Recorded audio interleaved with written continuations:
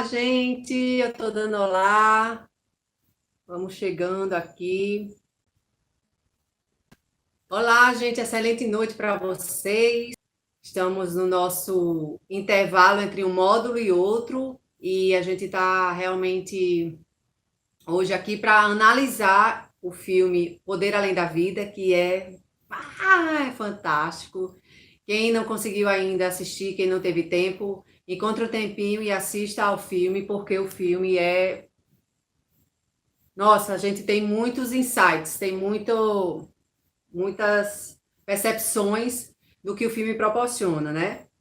Então, a gente vai fazer o que hoje? A gente vai falar um pouco do filme e depois que a gente falar do filme, a gente vai tirar algumas dúvidas que alguns alunos falaram durante esses dias. Então, vamos falar aqui sobre o filme Poder Além da Vida.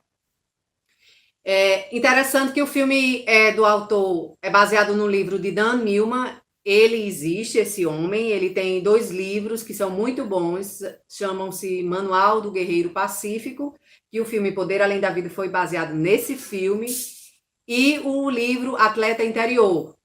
E são muitos bons, tem técnicas práticas, né, de como a gente pode ficar na presença, de como a gente pode ficar no agora. Então, quem tiver um tempo, leia esses livros que vocês vão amar, que vão ser exercícios, tem exercícios lá de como a gente ficar na presença e de como a gente ter uma qualidade de vida, né? Que de acordo com ele, quanto mais a gente está na presença, quanto mais a gente consegue estar no agora, permanecer no agora, mais a gente consegue ter uma vida com alegria, né? Mais a gente consegue ter uma vida plena. Que o Sócrates realmente era uma pessoa que existiu, e eu acredito que o Sócrates de um dia para o outro foi embora, porque lá em Paraty eu conheci uma pessoa, uma senhora, e toda vez que eu passava, ela tinha uma loja de produtos naturais. E toda vez que eu passava em frente a essa loja de produtos naturais, eu mudava de rua. Eu atravessava a rua para não entrar lá, porque algo em mim me dizia que se eu entrasse lá, eu não ia sair mais. Até que um dia eu entrei, eu estava procurando um óleo, aí eu disse, não, tem naquela loja de produtos naturais. E ela estava na porta, e quando ela olhou para mim, eu olhei para ela, o olho dela meio que brilhou assim. E aí ela começou a conversar e começou a me ensinar algumas coisas. E dia após dia eu comecei a ir para lá, para a loja dela, e ela começou a me ensinar algumas coisas. Nessa questão de espiritualidade mesmo, né, de curas naturais. Ela sempre esteve muito na Amazônia, nas tribos indígenas, e ela me transmitiu algum conhecimento em relação a xamanismo e espiritualidade também. E um belo dia eu cheguei lá na loja dela, a loja não estava mais lá, a loja tinha fechado. Bem assim como o Sócrates, né? Então as pessoas vêm e vão na nossa vida, sempre dando um ensinamento para a gente. O que eu vi nos comentários também do filme é que tem gente que fala assim, o Sócrates era o próprio Deus.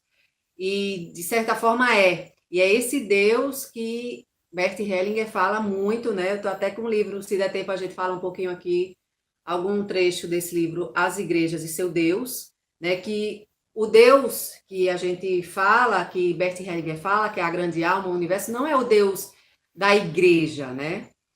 É o Deus que está em cada um, né? Cada um de nós tem um pedacinho de Deus, tem esse sopro divino, e todos nós conectados formamos Deus. E por sua vez, está conectado com esse todo que conduz a gente na nossa vida. E aí que vem a fé, né? E essa necessidade do ser humano de religião, né? De religar, de se religar. Então, por isso que a gente está sempre em busca na constelação de reconectar, né, de reconciliar as partes que estão separadas. Existem alguns teóricos espiritualistas que falam o quê? Que, na verdade, nós somos seres evoluídos. Nós não viemos aqui para evoluir nem para crescer, nós viemos aqui simplesmente para nos reconectar. E tem muito fundamento para a gente que está estudando a constelação familiar medial, né? Então o filme começa já com o pesadelo do Dan, que acontece às 3 horas da manhã, né? A gente que tá ligado nesse negócio de espiritualidade já viu alguma coisa desse 3 horas da manhã. Meu Deus, o que é que acontece 3 horas da manhã? Que acordo às 3 horas da manhã. E eu já vi que às 3 horas da manhã acontece quando abre o portal de que o mal tá atuando mais nesse horário de 3 horas da manhã. Então, é um horário assim que se a gente acorda, quando a gente acorda nesse horário, é sinal que a gente deve rezar, né? Deve orar. E foi justamente nesse horário que mostrou, e toda vida que ele tinha algum conflito, tocava as 3 badaladas de alguma igreja que tinha perto lá do lugar que ele morava, né? Então ele sempre acordava nesse horário às 3 da manhã. E na verdade, esse horário às 3 da manhã, de repente vocês até acordam nesse horário de vez em quando, é um chamado para a nossa consciência, né? O que é que está havendo, o que é que está acontecendo. E eu acho que é justamente porque é um momento de silêncio, é um momento onde parece que tudo parou, o mundo parou. E a gente está ali na cama, geralmente, né? Deitado e parece que nada está acontecendo, não é? Então eu vou por esse raciocínio também. E aí ele recebeu um chamado, né? Ele foi para o posto comprar alguma comida para esquecer o pesadelo. E aí encontrou o Sócrates, né? Que ele deu o nome de Sócrates, que na verdade é outro ser humano em, em evolução, né? Em crescimento, em busca dessa reconexão. E esse outro ser humano estava ali para ensiná-lo, assim como essa minha amiga de Paraty.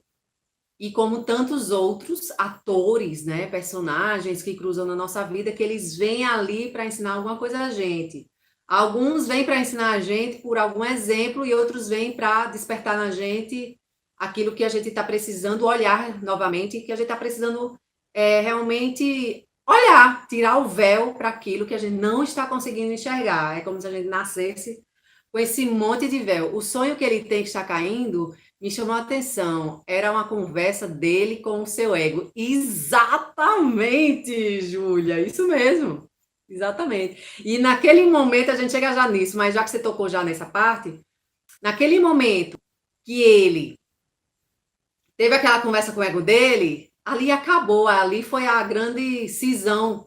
Ele quebrou o paradigma e é o que é chamado também de a noite escura, né? Porque antes ele ir conversar com o ego dele, o que foi que aconteceu? Ele quebrou tudo ali, aquela parte material que ele valorizava tanto, que na verdade era o ego dele que queria acumular cada vez mais troféus, cada vez mais diplomas, né? De que ele era o melhor. E aí, naquele momento que ele teve aquela cara a cara com o ego dele, que a gente, em algum momento da nossa vida, a gente passa por isso, essa noite escura, né? E é aquela noite que a gente realmente diz assim: o que você quer de mim? A gente deixa o ego sair da gente e a gente se permite ser conduzido pelo fluxo da vida. Então, ele teve um chamado do universo quando ele foi lá no posto de gasolina e o Sócrates de repente saltou, né, do chão em 10 segundos, ele estava no telhado do catarse total, Grazi, isso mesmo. Quando a gente olha com esse olhar, esse filme, a gente consegue realmente ter essa catarse. O ego diz isso pra gente, Júlia, isso mesmo. Ele disse antes de cair: você não pode viver sem mim. É isso mesmo. O ego tá o tempo todo dizendo: você não pode viver sem mim. Então, se a gente gosta de um objeto, o ego diz o que lá dentro da nossa cabeça? Você não pode viver sem mim. Ah, você não pode viver sem esse relógio. Você não pode viver sem essa roupa. Então, o ego tá o tempo todo vendo o que é que a gente mais gosta e ele vai colocando lá a semente de que a gente não pode viver sem ele. Tipo, eu tô me mudando mais uma vez em 2 anos. Eu estou me mudando mais uma vez e sabe-se lá Deus se eu vou me mudar de novo nos próximos 2 anos, porque agora eu sou uma cigana, né? Eu sou nômade. E o que é que o ego faz? O ego diz assim: você tem que ter essa casa, você tem que ter essa cama, você tem. Por isso que, inclusive, por eu estar em mudança, é que eu tô aqui, eu tô até no chão aqui, né? A gente não tá no nosso cenário, então a gente vai mudar de cenário daqui pro final do curso. Mas é justamente isso, a gente tá suscetível a essas mudanças, sem deixar que o ego interfira. E esse é o maior desafio na nossa vida, porque a gente foi educado dentro de um quadrado, então se a gente permite atenção. Ao contrário, no dia a dia são muitos os chamados sutis, inclusive para o próprio Dan, né? De repente ele teve durante o dia a dia dele muitos chamados sutis, só que o desejo da alma dele, que olhando pelo ponto de vista da constelação familiar, na verdade era o sistema dele que estava conduzindo ele para que ele tivesse esse despertar, para que ele pudesse se reconectar com a vida, porque ele estava o quê? Desconectado com a vida, ele estava sendo totalmente comandado pelo ego dele, porque ele queria ser o melhor, ele queria se exibir, ele competia com os amigos, Ele não via as pessoas como parceiros nessa jornada da vida, né? Ele via sempre as pessoas como aquele elemento que ele tinha que superar, ele queria passar por cima daquilo, né? Então, isso tudo é jogo do ego. E aí ele começou a conversar com o Sócrates e toda aquela conversa era superficial. Então, ele falava muito que queria fazer algo que ninguém nunca conseguisse. Quem está falando aí é o ego, né? Ele queria conseguir algo, queria superar, queria ser diferente de todo mundo. E qual é a nossa maior busca aqui, durante o decorrer das nossas aulas, o que é que a gente tem falado? A gente tem falado o quê? Que a gente é igual a todo mundo. E numa dinâmica que a gente fez num centro de reabilitação, que alívio esses homens, eram vários homens, tinham 20 homens nesse centro de reabilitação, e a gente fez um exercício de constelação com eles, e em um dado momento, um disse para o outro, sou igual a você, e que alívio aqueles homens sentiram quando ouviram isso do outro. Que peso que saiu deles, foi visível quando saiu esse peso. E o que é que acontece? Não é uma coisa assim, sou eu que quero ser melhor. Quando a gente conhece uma pessoa que a pessoa tá ali igual um Dan Millman, né? Que quer ser melhor igual ao outro. A gente olha para aquela pessoa que foi fruto do contexto, de repente da sociedade, de repente da escola, de repente da igreja, de repente dentro do núcleo familiar, né? Que os pais cobraram muito que aquela criança tinha que ser a melhor da escola. Então, são vários contextos que terminam conduzindo a criança a se tornar um adulto que quer ser melhor que todo mundo. Então, quando a gente percebe isso, que ali está acontecendo, e quando a gente consegue confrontar isso e colocar a pessoa de frente para outra e ela olhar para o outro e dizer eu sou igual a você, é um alívio, porque de repente, em segundos, ela percebe que ela não precisa carregar o mundo inteiro nas costas, que ela não precisa ser melhor do que ninguém. Tá certo? Então, Sócrates disse, você quer explicação para tudo? E eu falo isso para vocês, alguns alunos às vezes me mandam no privado pedindo explicações para coisas que não têm explicação. E às vezes é o que ele fala em outro trecho do filme, às vezes a vida passa, ou a gente vive a vida, ou a gente fica querendo entender a vida. Não dá para fazer as duas coisas. Se a gente está querendo entender a vida, é como se passasse um rolo compressor por cima da gente e a gente depois vai se levantar, tá meio atordoado. E se a gente for caminhando pela vida, vivendo a vida sem querer entender o que é que está acontecendo, por que que isso está acontecendo, por que isso, por que aquilo, é melhor a gente continuar nessa caminhada, porque se a gente parar, o rolo compressor passa. E os espiritualistas falam que a gente está num momento realmente de tomada de consciência. O que é que acontece com essa tomada de consciência? O rolo compressor parece estar mais acelerado. Vocês têm essa sensação também? De que as coisas estão muito aceleradas para a gente começar a perceber o que está acontecendo a todo instante, sem que, como a gente está sendo chamado a perceber, a gente não está conseguindo nem raciocinar direito. E aí é que está o perigo. Quem está preso, aí isso está ficando doido, está precisando de medicamento psiquiátrico. Conhecimento não é o mesmo que sabedoria. Sim, a sabedoria está em fazer. Então, cada vez mais, tantas técnicas estão convidando a gente a fazer. E aí eu falo do espiritismo, né, que de repente algumas pessoas podem olhar para a constelação familiar medial e achar que é alguma forma de espiritismo. E no espiritismo, o que é que acontece? A gente chega no centro espírita, eu cheguei a frequentar só algumas vezes, realmente não me aprofundei, porque não me identifiquei com a forma de trabalho. E a gente chega lá e alguém vem fazer algo por nós. O que é que a gente faz? A gente fica passivo, a gente não age.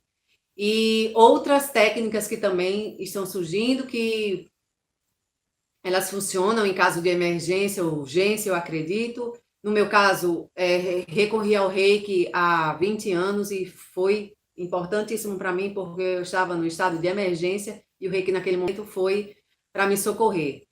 Mas no nosso processo da vida, e a gente está sendo cada vez mais chamado a tomar responsabilidade, nossa autorresponsabilidade. É isso que ele quis dizer aqui. A gente agir, né? A sabedoria é a gente agir, não é esperar que alguém venha Não é esperar que venha um médium do centro espírita e fale para a gente o que é que a gente deve fazer. Não é esperar que alguém da igreja venha e diga para a gente o que a gente deve fazer, quantas Ave Marias a gente deve rezar, quantos Pai Nosso. Eu nem sei se isso existe ainda, né? Que confessa e o padre diz o que é que a gente tem que fazer para ser perdoado. Tudo agora, o universo está convidando a gente o tempo todo para a gente encontrar de dentro para fora o que é que a gente faz da nossa vida, tirando o poder da nossa vida de fora para dentro. E esse é um processo que está começando a criar vida, está começando a fluir por onde a gente está indo. Se a gente está procurando, a gente termina encontrando, que é um processo que está começando a fluir. Então, sempre que alguém aqui ainda trabalha com essas terapias holísticas, com as técnicas funcionam em caso de urgência e de emergência, porque às vezes a pessoa realmente está tão perdida que ele serve, não perde a servidão dele. Mas é sempre bom a gente direcionar a pessoa e o que é que está dentro de você, né? E para isso, a postura do constelador é maravilhosa para nos ensinar isso, né? Que é sem intenção, sem medo, sem julgamento, sem amor e sem crítica, tá? Então, a pergunta, né, que desenvolveu tudo foi: você é feliz? Aquilo permeou todo o filme, né? De repente, dentro da gente ressoou: você é feliz? Né? Então, é algo para a gente pensar também. Ele falou só uma parte da família, né? Ele falou, na verdade, 2 vezes sobre a família, né? O pai, que o pai tinha muito dinheiro, e o pai pagava tudo para ele. Então, de repente, por isso, ele tinha essa autoexigência de ser o melhor, né? E em outro momento, quando ele estava com a perna quebrada, ele pediu. Os pais disseram que iam visitá-lo, né? Iam entrar no quarto, ele disse que não queria ver os pais dele, né? Então, aí deu um sinal de que ele tinha uma quebra nesse vínculo com o pai e a mãe dele, né? Um movimento interrompido, né? E aí, quando ele perguntou também, né? Ele perguntou isso várias vezes também: se eu não entrar na equipe olímpica, o que é que eu vou fazer da minha vida? É como se ele tivesse predestinado ali a fazer aquilo e fazer aquilo durante a vida inteira. E a gente, é o momento da gente se perguntar o que é que a gente, de repente, ouviu quando era criança e a gente achou que a gente está predestinado a fazer, que não seja isso que a gente está fazendo e que, de repente, a gente está se obrigando a fazer e, de repente, está tornando nossa vida infeliz, né? Tá trazendo a guerra dentro de nós, né? Não está trazendo paz para a nossa vida. E aí, quando chegou num momento assim, que ele quase que pira, né? Que é o que acontece muito assim, quando a gente está se conectando com essa questão da espiritualidade, a gente acha que vai endoidar de vez, né? E aí ele disse: você está mexendo com a minha cabeça, e Sócrates falou: leva-se muito tempo para ficar maluco. E é isso mesmo, então leva-se uma vida inteira para a gente ficar maluco, gente. Então, se vocês acham que estudando o que a gente está estudando aqui, nos nossos módulos, com a constelação familiar medial, a gente está endoidando, a gente está endoidando, tá? A gente tá ficando maluco, porque cada vez mais a gente vai tirando os véus. Essa semana eu tive uma experiência singular, a técnica da respiração me pegou no meio de uma festa, e eu fiz algumas respirações sem questionar, e de repente comecei a perceber a beleza e a insegurança dos outros ao meu redor. Isso mesmo! Graziela, eu já tô maluca faz tempo. Ai, ai. Exatamente, a respiração ajuda a gente a o quê? A estar na presença, e a gente estando na presença, a gente percebe realmente o que os outros estão sentindo ao redor. E quando a gente está no grupo da constelação, quando a gente entra no campo da constelação, a gente percebe o que está acontecendo ali de essencial no campo das pessoas para que a solução realmente venha a emergir. Então ele fala, né? Você tem que fazer perguntas melhores. E outra coisa forte que ele falou aqui é: pode-se passar a vida toda sem acordar. E é lamentável, gente, mas tem muita gente que de repente vai passar por nossa vida, mesmo que essa pessoa, a gente perceba o que está acontecendo com a vida dessa pessoa, principalmente as pessoas mais próximas da gente. Só que se ela não acorda, se ela não desperta, qual foi o despertar do Dan? Foi ter visto o cara pular 3 metros em segundos, quando aquilo mexia profundamente com ele, que ele treinava dia após dia para fazer algo, a metade daquilo que ele fez. Só que tem gente que passa a vida inteira acordada, que mais que venham sinais para despertar, para a pessoa acordar, por mais que alguém chegue e diga, faz constelação, e a pessoa não faz a constelação, e nisso entra aí de novo a nossa postura. A gente não pode interferir no livre-arbítrio do outro. A gente não pode empurrar a goela abaixo algo que de repente foi benéfico para a gente, foi bom para a gente acordar, para a gente despertar, se o outro não está pronto para despertar. Ele não quer, né? Na alma dele não tem um chamado forte o suficiente. De repente, na próxima vida, ele consiga que esse chamado seja forte o suficiente. E às vezes o chamado é pela dor mesmo, é pela dor mesmo. E aquilo, de repente, é um convite para o despertar dessas pessoas. Então, o que a gente precisa fazer realmente é estar na presença, por isso que a gente falou desse filme para vocês, né? Ninguém quer que você encontre suas próprias respostas, querem que acreditem nas deles. Pare de ouvir os outros e encontre as respostas dentro de você, disse Sócrates. E é isso mesmo, a gente está dentro de um sistema, dentro de um contexto que é bem arquitetado. E quando a gente compreende que existe esse contexto, que é das instituições, né? Das várias instituições que existem nesse mundo de meu Deus, a gente percebe que a gente vai seguindo o nosso caminho, nesse caminho de consciência, e vai encontrando as nossas respostas, que de repente, o fato de nós encontrarmos nossas respostas vai despertar e acordar o outro. E para a gente já encontrar as nossas respostas, já é bastante trabalho, então não precisa a gente estar preocupado com as respostas do outro, que o outro vai encontrar as respostas dele, embora possa passar por nós. Fica claro isso, gente? Então vamos desenvolvendo cada vez mais essa postura de que a gente não é responsável pelo outro de forma alguma e que a gente não tem esse poder de acordar, de despertar o outro. A gente simplesmente tem o poder de cada vez mais nos acordar, nos despertar, que esse nosso despertar, essa nossa presença vai o quê? Vai transmitir para o outro. Essa energia vai chegar até a outra pessoa. E aí isso vai atrair as pessoas que estão realmente com esse desejo de acordar e despertar. Ficou claro isso? Outra coisa que ele fala é sobre o medo do vazio. Ai, quantas vezes alguém vem falar certo e errado nas nossas vidas se a pessoa nem acerta na própria vida. Isso é uma fuga do ego também. Como a pessoa não consegue ter esse acordar, esse despertar da vida dela, não consegue sair porque imagina dentro da cabeça dela, né? Deve ser um inferno. Então, como ela não consegue sair dessa dor dela, né? Que o Eckhart Tolle chama isso de corpo de dor, que é insuportável, em alguns momentos chega a ser insuportável, o que é que as pessoas fazem para fugir disso? Para fugir disso. Com esse medo desse vazio, né? Que ele fala no filme também. É olhar para o outro. Porque é menos doloroso eu olhar para o outro e dizer o que ele tem que fazer do que eu olhar para dentro de mim e perceber que a minha mudança que vai tornar a minha vida melhor. E realmente quando a gente se propõe a ter essa força, que é o que ele também fala aqui no filme, de que você quer mudar, ele pergunta para o Dan, você quer mudar? Você precisa ser forte. Porque não é... E aí, na constelação, a gente aprende o quê? Que a nossa força está onde? Está aqui, ó, está nos nossos ancestrais, está no nosso pai, na família do nosso pai, na nossa mãe e na ancestralidade da nossa mãe. Daí é que vem a nossa força.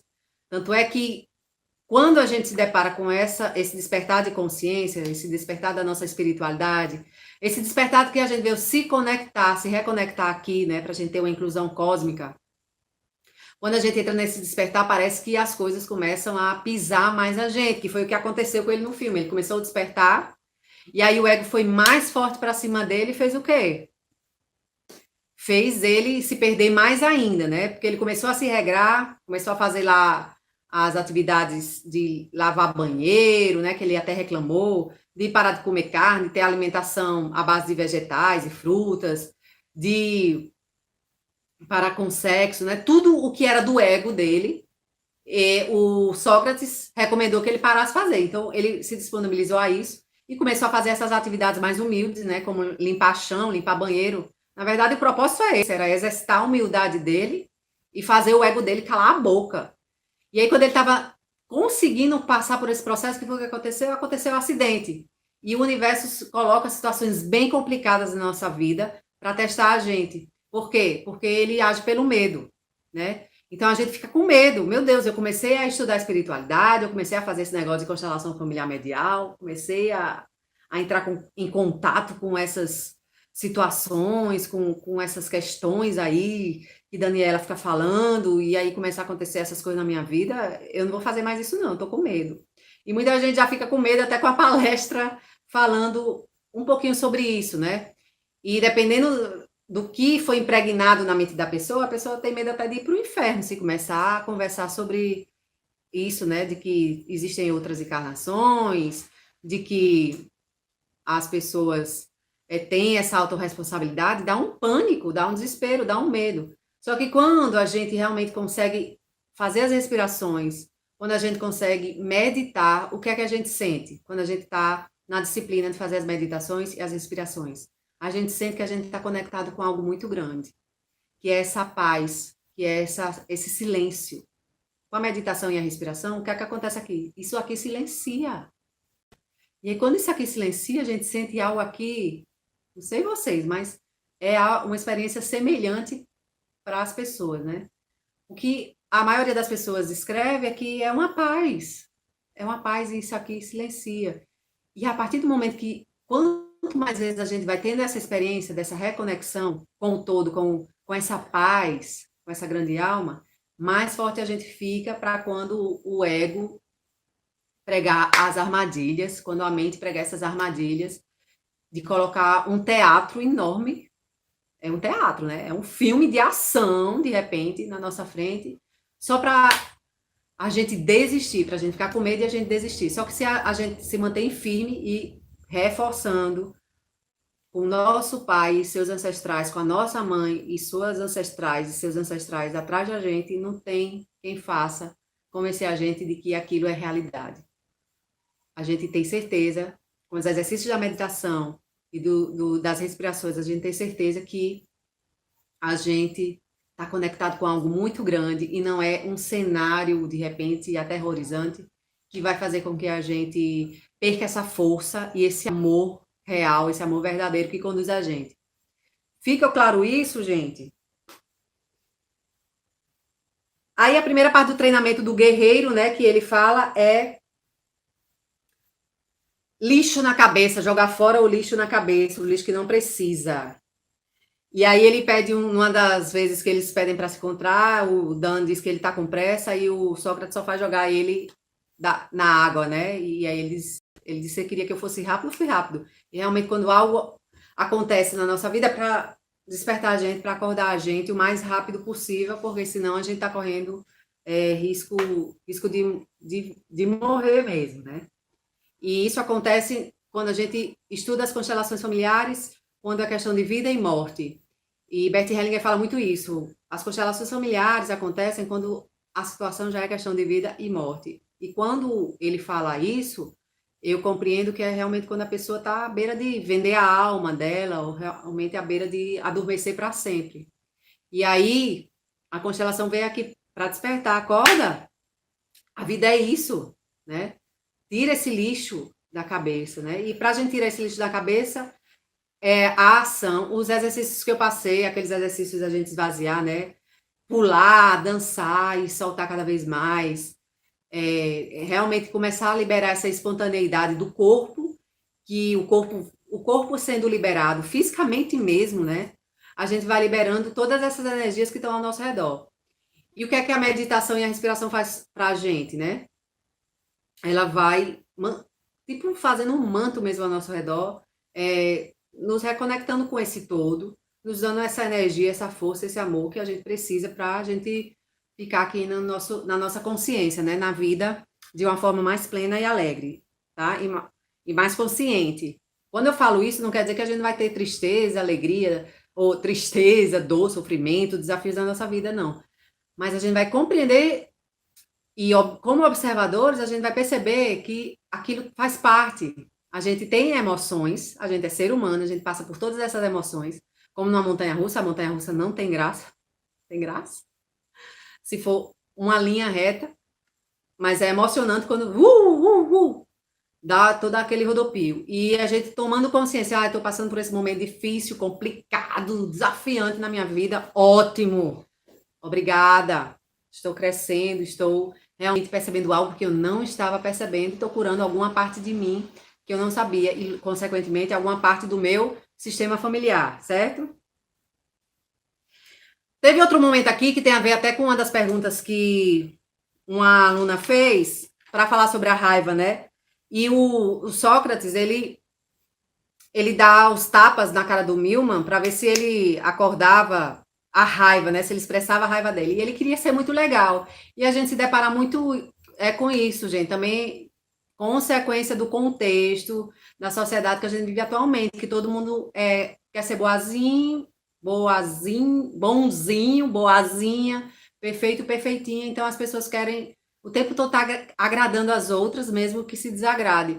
Então, nessa hora que ele foi lá e deu os tapas para ele acordar, para ele colocar a raiva para fora, foi muito interessante, porque acontece isso muito com a gente e todo mundo tá ali sentindo raiva, sentindo ódio e não coloca para fora, não externa isso. E no último grupo de constelação familiar que a gente fez, a pessoa estava sentindo muita raiva, muito ódio e por trás daquela raiva, daquele ódio, era uma mulher que estava sentindo muita raiva, muito ódio do homem.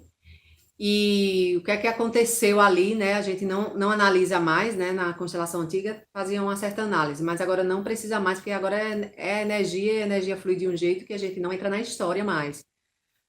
E ao olhar para aquele homem, de repente a mulher foi se transformando. Por quê? Porque ao olhar, o que acontece quando a gente olha para outro ser humano, olha nos olhos de outro ser humano, a gente não tem justificativa para ter ódio nem ter raiva. Então, aquilo foi dissolvendo, aquela energia de ódio e de raiva foi dissolvendo, dissolvendo. Como lidar com a raiva do outro contra a gente no nosso sistema familiar? Aí, Júlia, a gente acabou de falar. A gente busca dentro da gente. Que parte da gente está com raiva, né, ressentida, magoada, com ódio, que está atraindo aquela parte da pessoa que tem raiva da gente?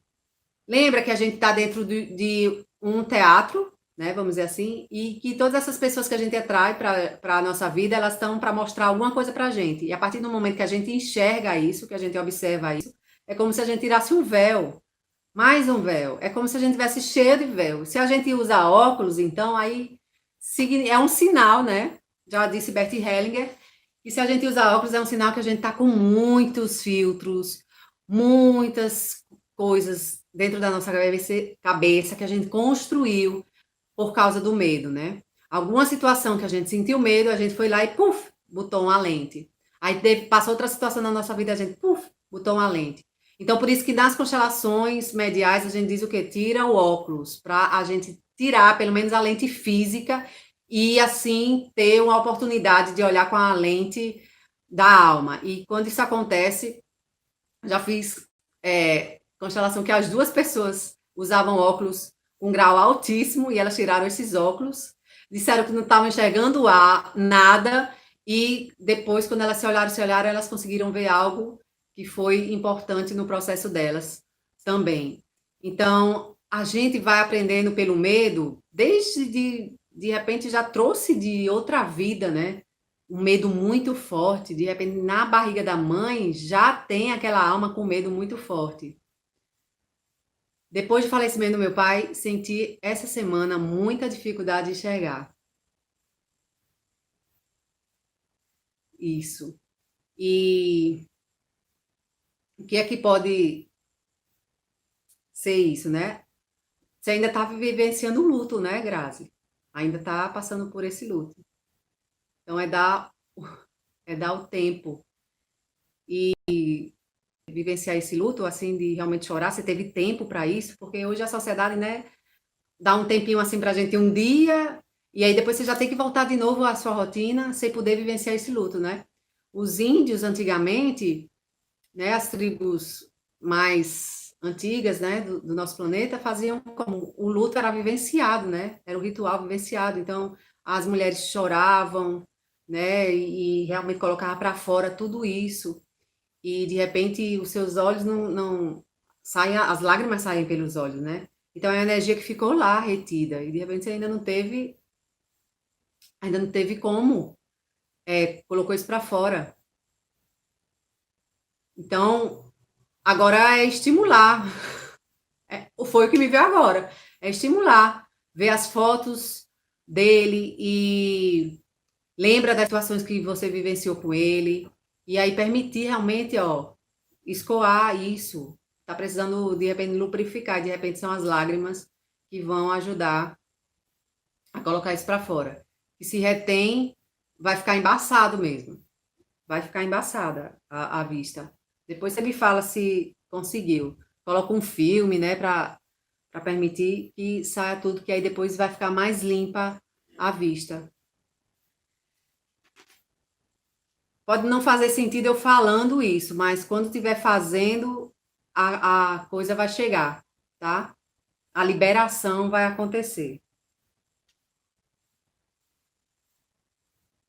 Então, ele fala aqui do 100% envolvido na experiência, já que a gente está falando disso que você abordou agora, Grazi, é 100% viver nessa experiência. Tira 2 dias para você viver 100% essa experiência. Poxa, seu pai, foi pelo que eu vi, foi de um momento para outro, né? Ninguém esperava. Então, ó, chega a me arrepio. Então, vivencia aí esse luto. Ele saiu do corpo dele e foi para. Por mais que a gente tenha a compreensão de que a gente. A morte, a vida e a morte do corpo físico é isso aqui, né? A pessoa simplesmente foi para a metamorfose, que ele fala nesse filme também, né? O Sócrates. E é apenas uma metamorfose, a morte, né? A pessoa saiu, o espírito saiu do corpo, o corpo não funcionou mais e ela já foi continuar o processo dela de vida, né? Mas a gente que ficou, que ainda está aqui, e principalmente de uma hora para outra, a gente é ser humano, a gente precisa vivenciar esse luto. E de repente a gente não é permitido isso, né? A gente já tem que voltar a trabalhar, já tem que cuidar de filho, já tem que cuidar de marido, e a gente vivenciou isso. Então, tire 2 dias para você, para permitir que essa energia saia por você, né? Saia através de você, né? Porque é o que a gente falou muito no nosso módulo em Uberaba, né? Às vezes a gente retém tempo inteiro, né? A gente é um ser humano, a gente tem um corpo e a gente retém o choro, a gente retém o riso, a gente retém o peido, a gente retém o xixi, a gente retém o cocô, porque a gente de criança já vai ouvindo não pode isso, não pode aquilo, né? Não pode arrotar, não pode espirrar, não pode tossir, e a gente vai ficando todo tapado. E quando vê isso, está inconsciente que a gente está tapado, que a gente não expressa isso. Então, libera, abre as torneiras, abre as torneiras. Nesse meu processo de mudança, eu passei uma semana com as torneiras abertas, com dor de barriga. E eu dizia, sai, pode sair, pode sair. E, e outras coisas mais. Isso a gente retém porque tem que ser forte, porque isso é cultural, é um contexto que é o quem está por trás desse contexto. É o ego, porque a gente, quando fica ouvindo, tem que ser forte, isso faz o quê? Isso enfraquece a gente. Porque a pessoa, quando fala pra gente, as pessoas, de uma forma geral, falam pra gente, você tem que ser forte, elas não estão apoiando a nossa dor. Elas não estão apoiando o luto, elas estão querendo botar panos quentes. E a gente precisa despertar para isso também. O outro ser humano, ele não está precisando de panos quentes. Ele não está precisando ouvir que ele precisa ser corajoso, que ele precisa ser forte, que ele precisa ser isso, que ele precisa ser aquilo. O ser humano está precisando ser visto, de ser olhado e sim, eu vejo sua dor. Eu vejo sua dor. Tá doendo. E aí é liberada. E isso dá força. Isso dá força para todas as pessoas envolvidas, para todo o sistema, inclusive para quem passou para outra dimensão, né, para outro plano. Quando a gente quer botar os panos quentes, é muito difícil. Mas aí a pessoa vem com a melhor das intenções, né?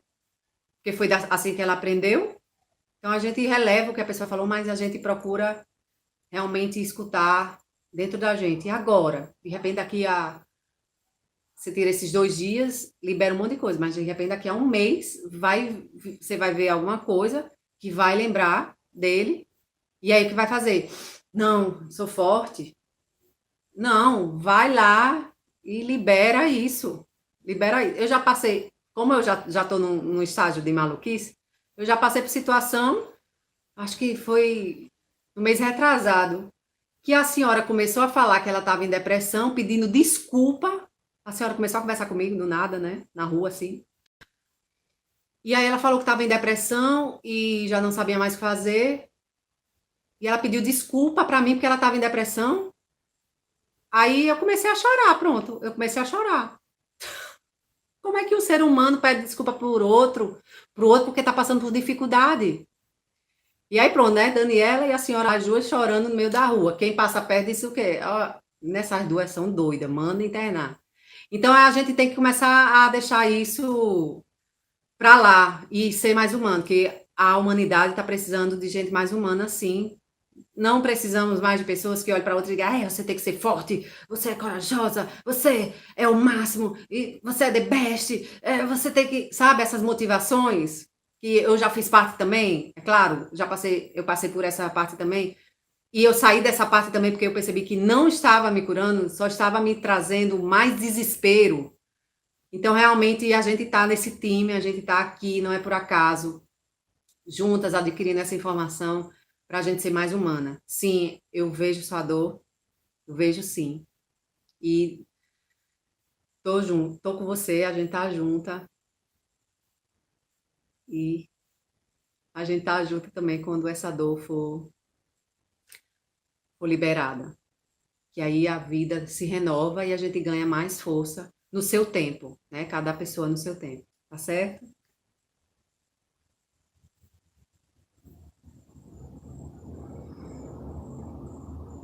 Outro convite aqui que eu faço para vocês é a gente se perguntar agora, né? Que momentos da nossa vida a gente estava presente?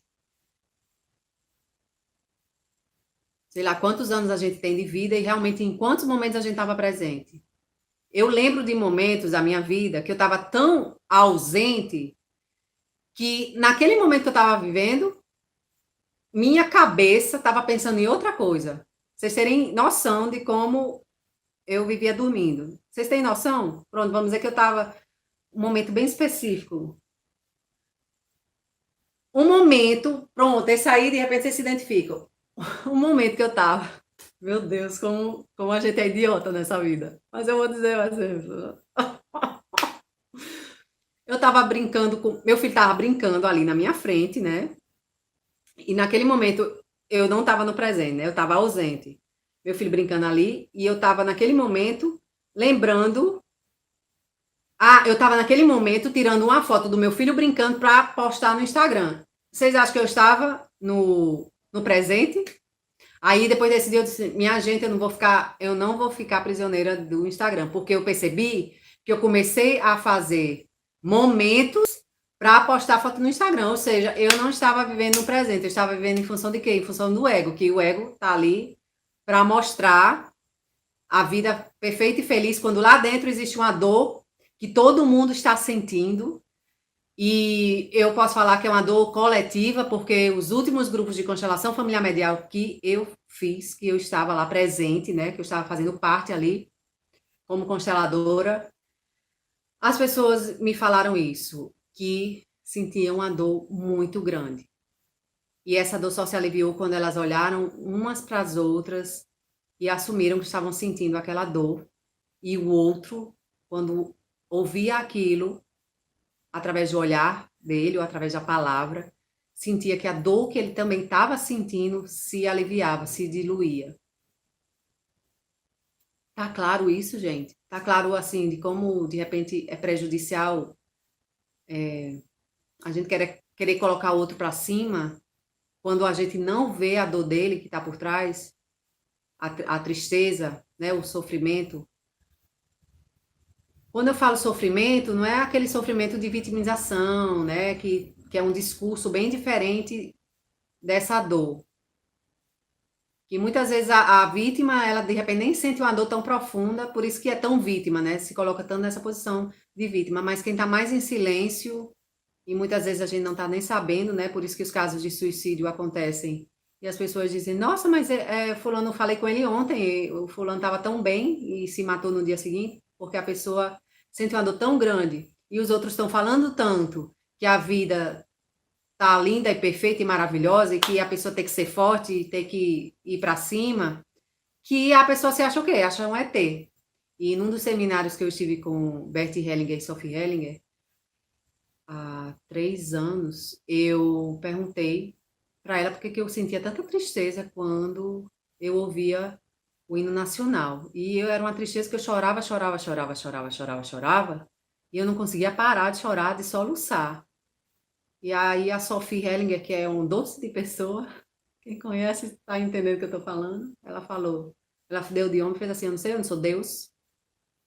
E aí eu fiquei, gente, mas por favor, eu preciso dessa resposta porque eu não conseguia me aliviar, não podia. E aí no dia seguinte desse seminário, a constelação foi medial, né? Simplesmente foram colocadas 2 representantes lá, 2 pessoas, lá um homem e uma mulher, sem dizer nada do que se tratava, e as pessoas da plateia, eu acho que tinham mais de 400 pessoas, as pessoas da plateia começaram a se manifestar. Algumas gritando, algumas caíram no chão de muita dor e algumas começaram a bater. Foi realmente algo assim, eu me arrepio até hoje. Meu corpo se transformou em um canal, realmente, ficou tudo dormente, ficou tudo dormente, eu não senti meu corpo mais. Eu não sei o que foi que aconteceu ali. Eu sei que quando eu percebi, eu também estava lá no palco e abracei uma senhora lá. E para mim, a imagem daquela senhora era assim, o Brasil inteiro. Era o Brasil inteiro. Eu não sei se eles disponibilizaram esse vídeo, é tudo filmado, né? Esse vídeo no canal oficial, né, da Hellinger Ciência. Mas se a gente tem alguma dor dentro da gente, eu tô falando isso por quê? Porque se a gente tem alguma dor dentro da gente, dentro da gente, a gente continue essa busca de olhar para essa dor. E foi apavorante, assim, enquanto estava acontecendo. Só que esse algo maior que a gente fala o tempo todo, para a gente estar conectado, para a gente estar conectada, que está conduzindo a gente, seja na riqueza, na pobreza, na doença, na saúde, na vida, na morte, na dificuldade, na facilidade, no fracasso, no sucesso, essa grande alma está conduzindo a gente na nossa vida. E o que a gente precisa fazer é estar aberto a isso e seguir o fluxo e agir, escutando isso que a grande alma está nos conduzindo. Então, no filme Poder Além da Vida,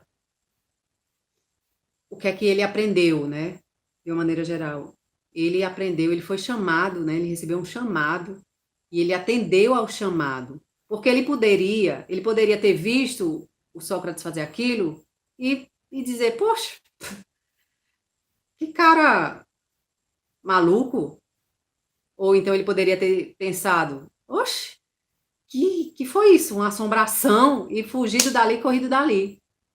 Mas ele se permitiu ser instigado para conhecer, para saber como aquele senhor fez aquilo. E quantas vezes as pessoas têm esses chamados, têm esses fenômenos que acontecem na vida delas e elas dão de ombros e saem. Então, por enquanto, a gente tem o quê? Que se concentrar nesses chamados que a vida está dando para a gente, está convidando a gente de forma muito gentil, às vezes de uma forma muito saculejante, né? Mas o saculejo passa mais rápido se a gente se entregar a isso. Vocês têm dificuldade ou facilidade de se entregar a esses chamados que a vida, de vez em quando, dá de presente para a gente? Isso aí é para a gente pensar, né? Uma questão que me veio é que quando acontecem esses fenômenos na nossa vida, quem é que está conduzindo essa força muito por trás, muito forte por trás? É o sistema familiar da gente, né? O sistema familiar da gente que está precisando ser visto algo lá, né? Então, toda essa dor, todo esse sofrimento, toda essa tristeza que de repente a gente sente ou que percebe que o outro está sentindo, é o sistema familiar dele fazendo assim para que ele acorde, para que ele tome alguma ação diferente, né? Às vezes é preciso enlouquecer antes de recuperar a sanidade. E isso, se não aconteceu já com vocês, está acontecendo ou vai acontecer. Fique tranquilo, você vai sobreviver. Nós sobrevivemos. Formas de tirar o lixo da cabeça. E aí a gente leva para a gente também. Que formas a gente pode fazer para que a gente tire esse lixo de dentro da nossa cabeça? E algo que acontece muito é que quando a gente começa a tirar o lixo de dentro da cabeça, parece que em vez de tirar, a gente fez foi multiplicar o lixo na cabeça. Tem gente já que eu conheço que falava para mim antes do processo todo, não ouço voz nenhuma na minha cabeça, não. E aí depois essa pessoa desabafou essa voz, né? Começou a ouvir porque o ego, quando a gente está muito desligado, ele fala bem baixinho que a gente realmente não ouve. Mas quando a gente começa a limpar e a olhar para isso, começam a gritar dentro da nossa cabeça. E mais uma vez a gente pode ficar com medo, porque, nossa, eu tinha uma paz tão grande dentro da minha cabeça, e agora minha cabeça está gritando comigo dentro de mim, o diálogo interno, né? Que foi o que aconteceu na noite escura dele, quando ele destruiu todos os troféus dele, e ele foi para aquele lugar alto e encontrou a sombra dele, né? O ego dele, e ele percebeu que ele podia viver sem aquele lado dele. E realmente ali, naquele momento, as vozes se calaram, porque ele deixou as vozes, deu tchau, beijinho, beijinho, tchau, tchau para as vozes, que é o do ego, e se permitiu ser mais conduzido pela força interior dele, né? Então, essas formas de limpar é a ação, gente. É a limpeza, limpeza do ambiente onde a gente está, né? Onde a gente vive.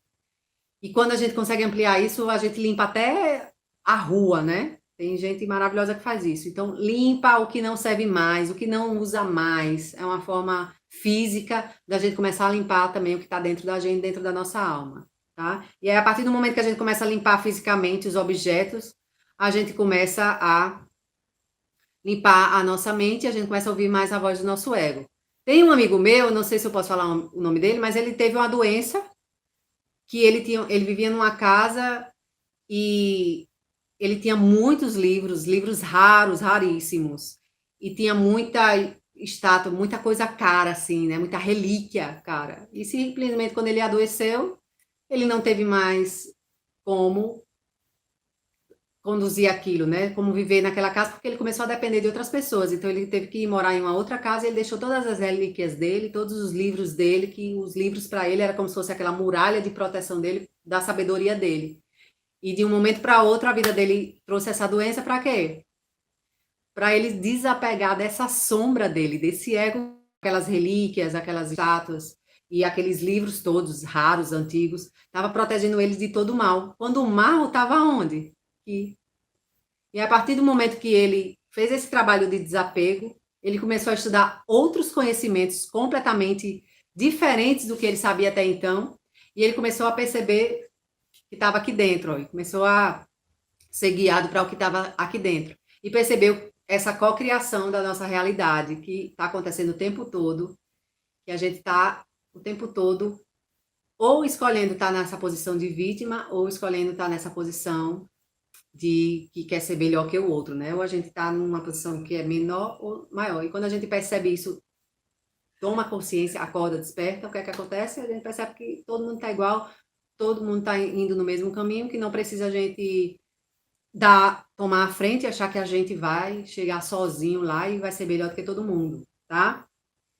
Somente juntos é que a gente vai chegar nesse ponto, porque a gente está aqui para se reconectar. Quando a gente tomar consciência de que a gente está aqui para se reconectar, a gente para de querer ser melhor do que o outro. E foi isso que ele também teve essa percepção num dos momentos do filme, que ele está naquela parte lá em cima no ginásio e ele consegue observar o que está passando na cabeça do treinador, o que está passando na cabeça dos colegas dele. Cada um tem o seu drama, né?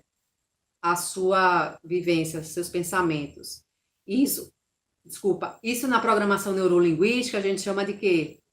De dissociação, que é um exercício que a gente pode fazer sim, e ele fica bem simples de fazer quando a gente está sempre meditando e sempre exercendo aquela respiração que a gente passou. Que é a gente imaginar que a gente está saindo daqui do nosso corpo e a gente vai para o teto do ambiente onde a gente está e a gente consegue ter uma percepção do que está acontecendo com as pessoas ao redor, que a gente entra num campo semelhante a esse quando a gente está numa constelação. E por isso a gente tem acesso à informação. Como é que faz isso? Com a prática dos exercícios, da meditação e da respiração, que é aquela, né, que a gente imagina que a gente está olhando para o nosso corpo lá embaixo e depois a gente sobe mais um pouco e se permite flutuar mais um pouco até que veja todo o estado lá de cima, tá? Então, quanto mais a gente vai praticando esse exercício, mais a gente consegue essa dissociação que é chamada na PNL, na programação neurolinguística, e mais a gente consegue ser observador e perceber a situação de uma forma geral. Muita gente tem me falado que quando está no meio desse processo daquela nossa meditação, dessa meditação de estar indo, né? A pessoa fica com medo. E esse medo é o quê? É, de novo, é o ego, é esse apego ao físico, né? E quanto mais a gente vai fazendo, mais a gente vai tomando consciência de que a gente não é esse físico, né? Que o físico, ele está aqui a serviço da gente, da nossa alma, para que a gente possa concluir o nosso processo nessa vida, né? O nosso propósito. Ele é um instrumento magnífico, maravilhoso, para que a gente possa ter continuidade nesse processo que a gente já começou há algum tempo, né? Não começou, né, há alguns anos, de repente há 1000 anos, não sei, há 2000 anos.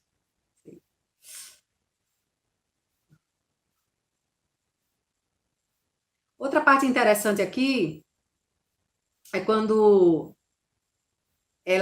a Joy, né, vai fazer posição de mãos no peito dele e ele fala, você devia estar curando a minha perna, né, não o meu peito.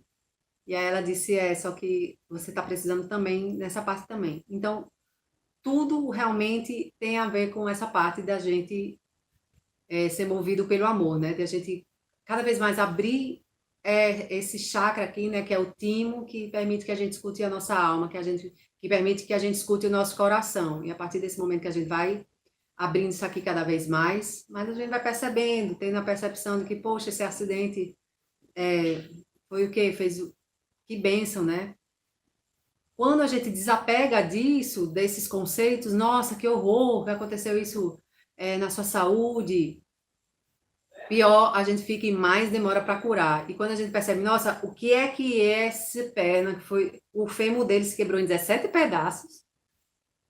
Não é incrível? 17 pedaços. O que é que esse fêmur quebrado em 17 pedaços quer me mostrar? E realmente ele teve esse presente do universo de mostrar para ele que tinha um porquê, que aquilo era só um detalhe, aquilo não era determinante para a vida dele. Não era aquilo que ia determinar a vida dele, ou a carreira dele, ou a paixão dele. E aí, a partir desse momento, o Sócrates foi o tempo todo perguntando para ele, o que é que você ama? Qual é a sua paixão? E ele ainda estava muito preso lá, de ser campeão olímpico, de ser o melhor, ele ainda estava um pouco preso lá. E é isso que acontece, às vezes, quando acontece alguma coisa física, geralmente é um chamado para a humildade. Tanto é que Bert Hellinger, nesse livro aqui, As Igrejas e o Seu Deus, e em outros livros ele também fala a mesma coisa. Ele fala que a doença chega para que as pessoas se curvem à vida.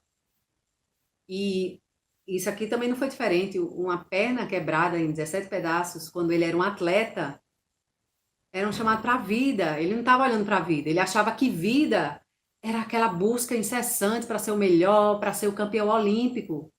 E o universo mandou para ele essa quebra de paradigma. Oi, a vida não é isso, essa busca incessante de querer ser melhor que o outro. É algo além disso.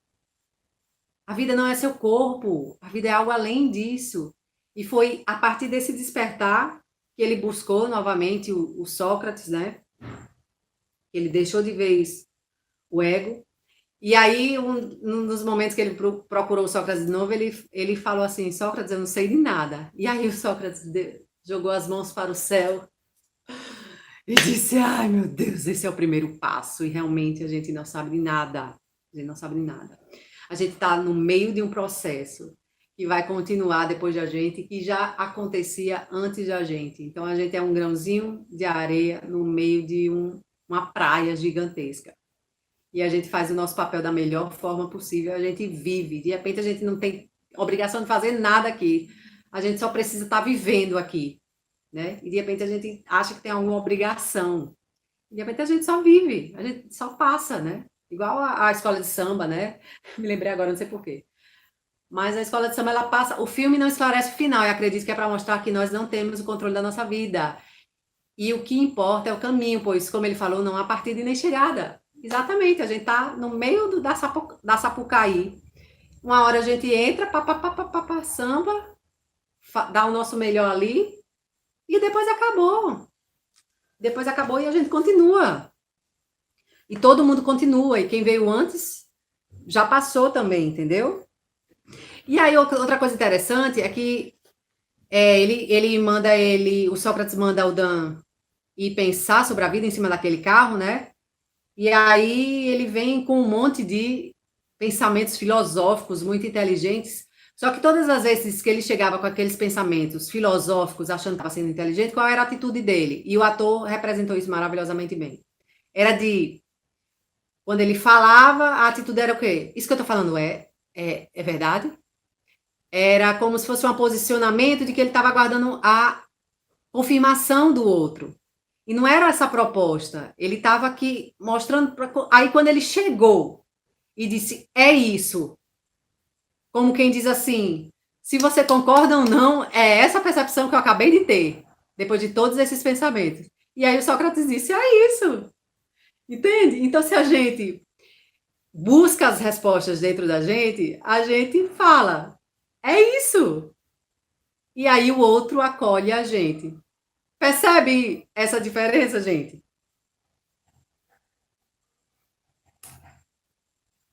É natural ter emoções como as nuvens que passam. No caso disso aqui que o Sócrates falou, que quando a gente está num grupo de constelação, acontecem muitas coisas, acontece o fenômeno, né? Então, às vezes acontece a pessoa se tremer, acontece da pessoa se estribuchar, acontece da pessoa gritar, acontecem muitas coisas.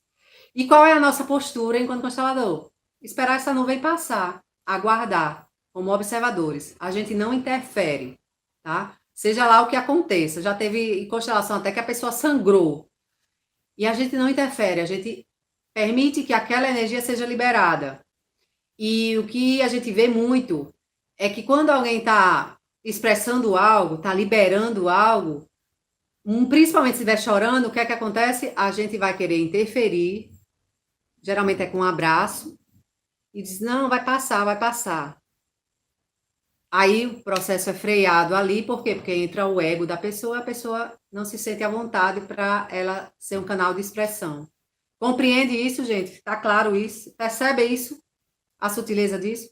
Então, quando a gente está na constelação, como a gente está na neutralidade, pode acontecer essas coisas. Às vezes o corpo se treme todinho. Teve uma vez que eu pensei que a pessoa ia morrer ali na minha frente. Só que eu confiei nessa força atuante.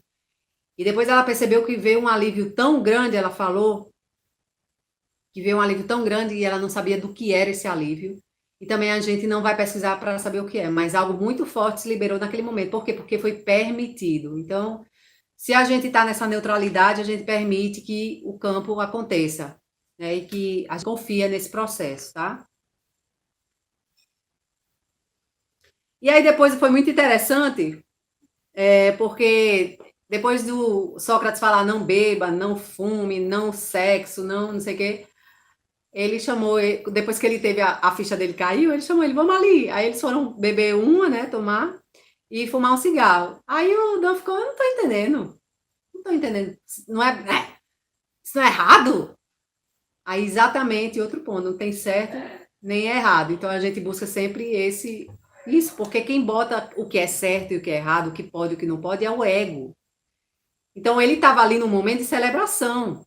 E quantas vezes a gente deixa de celebrar algo por causa de filtros, né, de véus que a gente colocou, foi colocado na gente, e a gente permitiu, porque também não é culpa do outro ali que colocou aqueles filtros. A gente cresceu, já é adulto, a gente, pô, peraí, eu gosto disso, eu me sinto bem com isso, então tira esse filtro, tira esse véu. Ou então eu vou experimentar essa forma aí para ver só como é. Gente, não arranca pedaço, a gente vai ficar vivo se a gente experimentar novas formas de viver. Inclusive, é um desafio para todos vocês, para todas vocês, de todo dia experimentar algo novo na vida de vocês, para ir abrindo esse leque para perceber dos vários universos, dos vários mundos que existem nesse mundo de 7 bilhões de habitantes, já são quase 8 bilhões, né? Ah, é fantástica também a cena do assalto, né? Do desapego. Por mais que o Dan achasse que o Sócrates ia lá dar um golpe de karatê nos assaltantes, para os assaltantes fugirem, ele falou o quê? Que quando quem precisa de amor é quem tem dificuldade para amar. Então, se o assaltante às vezes chega, isso vale para o nosso momento atual no Brasil, né? Se o assaltante chega e quer levar suas coisas, ele está precisando de quê? Ele quer as coisas? Ele quer amor. É duro isso, talvez, para algumas pessoas ouvir isso, mas ele quer amor. E enquanto eu era jornalista, já tinha entrevista que a gente perguntava assim, por que você fez isso? Ou como você fez isso? E ele estava com o assaltante estava com o sorriso de orelha a orelha, porque ele estava sendo visto, ele estava sendo amado, né? Contanto que ele fosse visto, o fato dele ser visto, dele se sentir visto, fazia com que ele se sentisse amado. Então, no fundo da alma de todo mundo, as pessoas querem amor, as pessoas querem essa reconexão. E a partir do momento que as pessoas estão desconectadas, o inconsciente encontra formas mirabolantes para que esse amor entre as pessoas seja visto. E na situação que eu falei que tinha muita raiva e que tinha muito ódio, né? Quando a mulher olhou para o homem e aquilo foi se dissolvendo, no fundo a mulher tinha um amor irresistível por aquele homem. Entendem isso? Então a gente já vai tomando consciência. Peraí, a raiva e o amor, de repente não é raiva e o amor, é um escudo para que não sinta esse amor que é tão profundo, né? Porque muitas vezes a gente tem um pacote de amor e no outro pacote tem a cobrança. E aí a cobrança se coloca na frente do amor e com isso a raiva e o ódio. E quando sai a cobrança, fica o amor, né?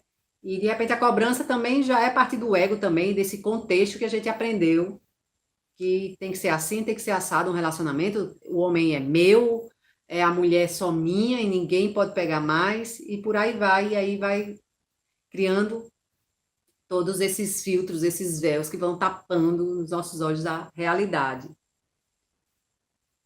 O guerreiro é totalmente vulnerável. Isso aqui que ele falou também foi fantástico. Nós, como consteladores familiares mediais, somos totalmente vulneráveis, porque a gente não sabe o que vai acontecer.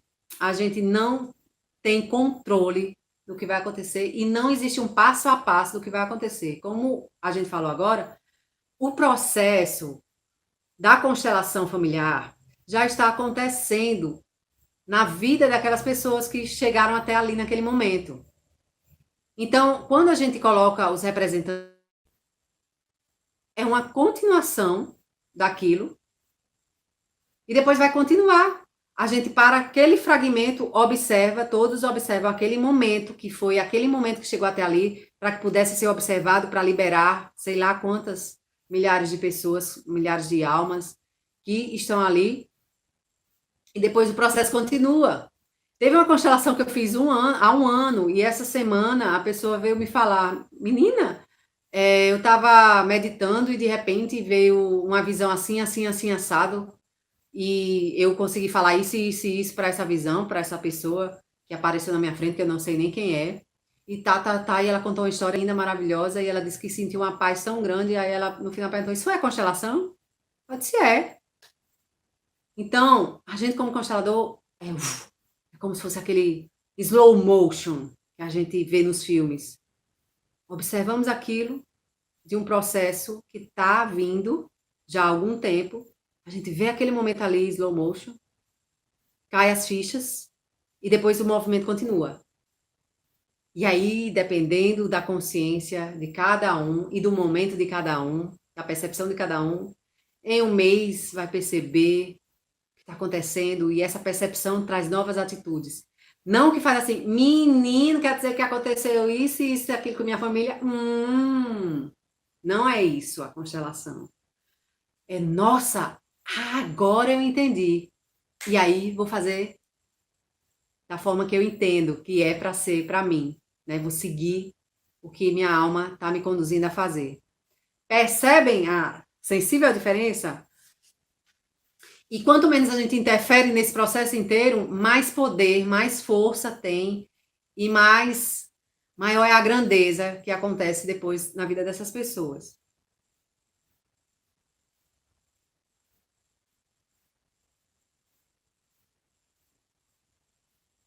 Outra coisa que ele fala assim, que o dilema da humanidade é sofre se não consegue o que quer, e se consegue, sofre. Porque o sofrimento faz parte do ser humano. Porque felizmente ou infelizmente, a partir do sofrimento há um movimento. Né? O sofrimento é a forma que o ser humano encontrou de se mover na vida. Porque quando ele não tem esse sofrimento, quando ele não tem esse desconforto, quando ele não tem essa coisa lá dentro dele, né? Quando a gente não tem essa coisa dentro da gente, impulsionando a gente o tempo todo a sair desse desconforto, dessa dor, é como se a gente ficasse estagnado, estagnada. Pelo menos eu não tive nenhum conhecimento até hoje de alguém se movimentar na vida, a serviço da vida, sem ter passado por alguma dor muito forte, por algum desconforto, e aquilo impulsionar essa pessoa, né? Embora a gente veja muitas frases, é melhor aprender pelo amor do que pela dor, e realmente eu só tenho visto casos de pessoas que aprenderam pela dor e essa dor impulsionou essas pessoas. Se vocês conhecem alguém que aprendeu pelo amor, tô doida para conhecer essa pessoa. Que até Jesus foi impulsionado pela dor, né? Ele passou por uma dor que eu desconheço, uma dor maior do que aquela que Jesus passou, para que hoje virasse essa história que a gente conhece, né? Agora eu vou passar aqui para os questionamentos de alguns alunos, né? Comecei atrasado o curso e estou com algumas dúvidas. Coloquem isso na cabeça, ninguém começou atrasado. Tem gente que já começou há mais tempo, tem gente que começou agora junto com esse ao vivo, e tem gente que vai começar mais na frente. A gente está no tempo certo, a gente está no nosso melhor momento, e a gente está adquirindo as informações de acordo com o que a gente está pronto para receber, de acordo com o que a gente está pronta para receber. E essa pessoa que falou isso passou por um processo lindo nesses últimos 3 meses, que foi quando a gente começou o nosso curso, e agora, depois desse processo maravilhoso, lindo que ela passou, que eu não sei os detalhes, mas deu para perceber que foi um processo maravilhoso, ela está pronta para estar com a gente a partir de agora. Então, você está no melhor momento, chegou na hora certa, a gente estava esperando por você, e a gente está aguardando, embora a gente esteja continuando no nosso processo, a gente está aguardando os próximos que estão chegando, um a um, para esse caminho, tá? Aí, outra pessoa perguntou: em um sistema familiar, inconscientemente, o membro mais novo diz ao adoecer ao mais velho: antes eu do que você. E, por fim, adoece também. Quando a gente fala nas constelações familiares que antes eu do que você, é um despertar de consciência. Que quando a pessoa reconhece isso, mais uma vez, vem aquela de que reconhecer, né? Porque muitas vezes a pessoa chega inconscientemente, a pessoa quer viver. Não, eu quero viver. E geralmente, quando a pessoa chega doente, dizendo assim, não, eu quero viver, é porque todo mundo da família, é isso que acontece. Todo mundo da família fica buscando formas de curar aquela pessoa, formas de aquela pessoa fazer, e fica dando sugestões, faça isso, faça aquilo. Ah, você vai ficar. Pronto, caso de câncer, é um caso bem específico, caso de câncer, é que eu ouvi, assim, para uma familiar minha. Chegava um e dizia, tome bicarbonato de sódio, que fica curada. Tome água com limão, vá para médico tal, ele curou fulano, fulano e fulano, para oncologista tal, vá para tal hospital. E essa pessoa recolhida, né, e ela estava nessa de antes eu do que você. E as pessoas diziam, vá para psicoterapia, faça uma constelação, não sei o quê. E a pessoa estava no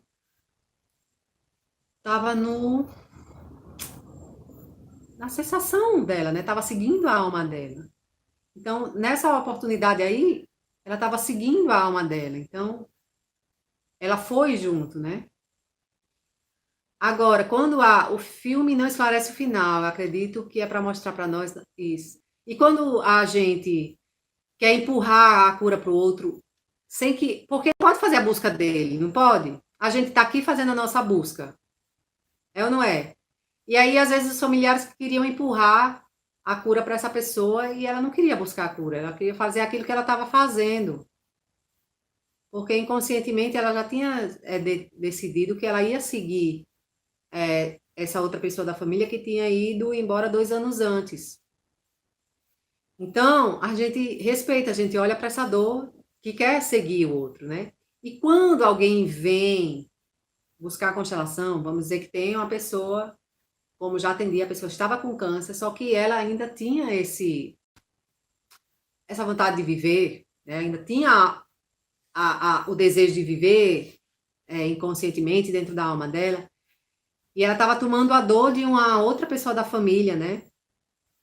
Então, foi a tomada de consciência. A tomada de consciência é antes eu do que você. E aí, quando está dentro do campo morfogenético, o campo quântico, e a pessoa se ouve falando isso, isso ressoa na alma da pessoa. E a partir daquele momento, que ela fala para o outro, com quem ela está identificada nessa dupla transferência, né? Porque que o outro foi e a alma, às vezes, está tão conectada com aquele outro. E aí é um mistério da vida, né, gente? Se a gente vai falar muito sobre isso, perde o essencial. Mas tem almas que são conectadas profundamente uma com a outra, que quando uma vai, sai desse corpo físico, a outra quer seguir junto. E não tem quem segure, não tem quem faça ela mudar de ideia, porque é um movimento inconsciente. Então, quando a pessoa tem uma parte da alma dela que ainda quer a vida, ela consegue chegar até uma constelação, e nessa constelação ela consegue olhar no olho no olhar do outro e falar, antes eu do que você. A partir desse momento há uma quebra de decisão, porque é como se tirasse um véu e ela percebesse que ela indo junto é um sacrifício que vai ser em vão. De repente é um sacrifício que vai fazer mal para outra pessoa. Em vez de ter sido uma vida que foi levada, vão ser 2 vidas levadas. E não é todo mundo que tem essa tomada de consciência e tem essa decisão interna de tomar a vida de volta e ficar curado da doença, ficar curada da doença. Às vezes essa conexão com a outra alma é tão forte que, mesmo com essa tomada de consciência, libera os familiares, mas não libera essa alma e realmente as 2 pessoas vão. E a gente respeita da forma que acontece em relação aos bebês. Os bebês e as crianças, pelo menos até os 7 anos, elas são conduzidas, ainda elas estão dentro do campo vibracional, do campo morfogenético, do campo quântico do pai e da mãe, do sistema familiar do pai e da mãe. Então, elas estão muito ali conectadas com isso. Então, a criança internamente já diz, inconscientemente, a alma dela já diz, antes eu do que você, mamãe. Antes eu do que você, papai. Então, outro exemplo, uma senhora, uma mulher estava grávida, ainda nem sabia que estava grávida, quando a irmã dela faleceu. E deve ter sido uma dor enorme, né? E a criança ali no ventre da mãe, a mãe nem sabia que estava grávida, sentiu aquela dor. E o que é que a criança determinou ali internamente na alma dela? Inconscientemente, é sempre bom vocês lembrarem que são decisões inconscientes. E a constelação ajuda, contribui para tornar consciente e aí as novas escolhas serem feitas e novas ações serem feitas, tá? Então, essa criança disse antes eu do que você, mamãe. E essa criança, depois que nasceu, era hiperativa, não parava quieta. Se acidentava o tempo todo e, finalmente, aos 19 anos, morreu abruptamente. E isso acontece também para ter o despertar das pessoas da família, né? Então é um processo que não dá para... A gente pega um fragmento assim só para dar um exemplo, mas é um processo muito mais amplo. Tanto é que a gente, nas constelações mesmo, nos grupos, a gente não conta tanta história. Porque é um fragmento de uma história que a gente não sabe quando começou e a gente não sabe como termina. Então, para que serve a constelação, se a gente não vai saber de nada? E aí é que tá. É o ego que vai saber de nada, mas a alma se sente aliviada quando isso é visto. Tá claro isso, gente?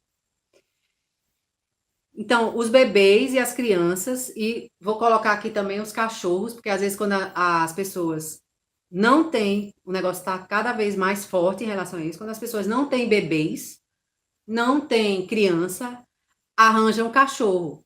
E o cachorro, principalmente cachorro, né? Ele absorve aquela dor. E aí a pessoa tem uma preocupação enorme com o cachorro, e o cachorro vive doente, e de repente o cachorro está com câncer, e a pessoa tem aquela preocupação enorme com o cachorro. Entende isso? Então é uma energia, né? Se a gente for olhar isso tudo a nível energético, o cachorro sente aquela energia que ela está depositando no cachorro, aquela expectativa de o cachorro ser. Tem gente que bota o nome do cachorro, o nome de gente, né? Nome de gente. Por quê? Porque está ali fazendo uma dupla transferência, como forma de compensar. Nossa alma está o tempo todo querendo fazer compensações, né? E aí a gente falou isso no outro módulo também, que o inconsciente coletivo, ele sempre está querendo mostrar aquilo que não está querendo ser visto. Por quê? Porque gera dor, porque gera medo. E aí, quanto mais contém, quando a mulher está olhando para o cachorro e não está olhando para o filho abortado, aí o sofrimento aumenta, porque ela está com medo de olhar para lá, mas aí é que o sofrimento aumenta. No cachorro. Porque o cachorro, ele é um cachorro, ele não é um bebê abortado. Então, o povo tá ficando maluco mesmo. Tá pirando a batatinha. E os cachorros, eles querem ser vistos como cachorros. As vacas querem ser vistas como vacas, né? Então, a gente tá desorientados mesmo. Por isso que eu chamo também a constelação familiar medial de reeducação espiritual, para a gente se reorientar, porque tá fugindo do que é essencial e colocando o foco no que não está precisando ser visto, que o que está precisando ser visto é aquilo lá atrás, né? E assumir as responsabilidades pelos atos. Então, quando os bebês estão doentes, às vezes já nascem bebês com câncer, eles estão nessa posição de antes eu que você, mamãe. E adianta tratar os bebês?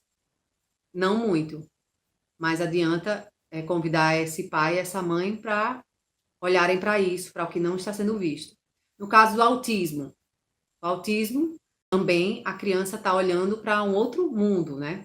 É como os especialistas falam, o autismo é como se a criança estivesse em um outro mundo. Como tratar um bebê? Tratando do pai e da mãe. Tratando do pai e da mãe.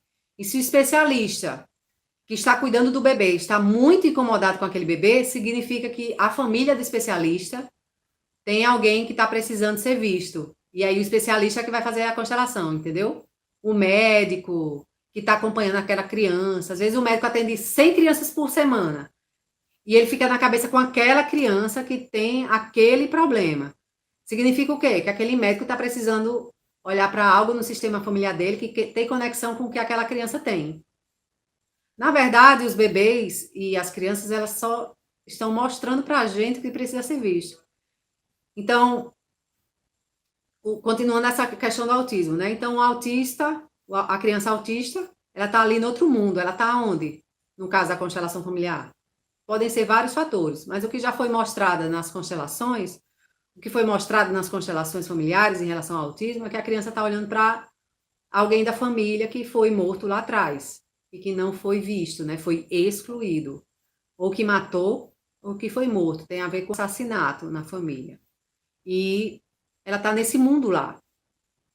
Né? Tanto é que às vezes ela fala, às vezes ela vem e às vezes ela vai. E quando essas pessoas são vistas pela criança, não.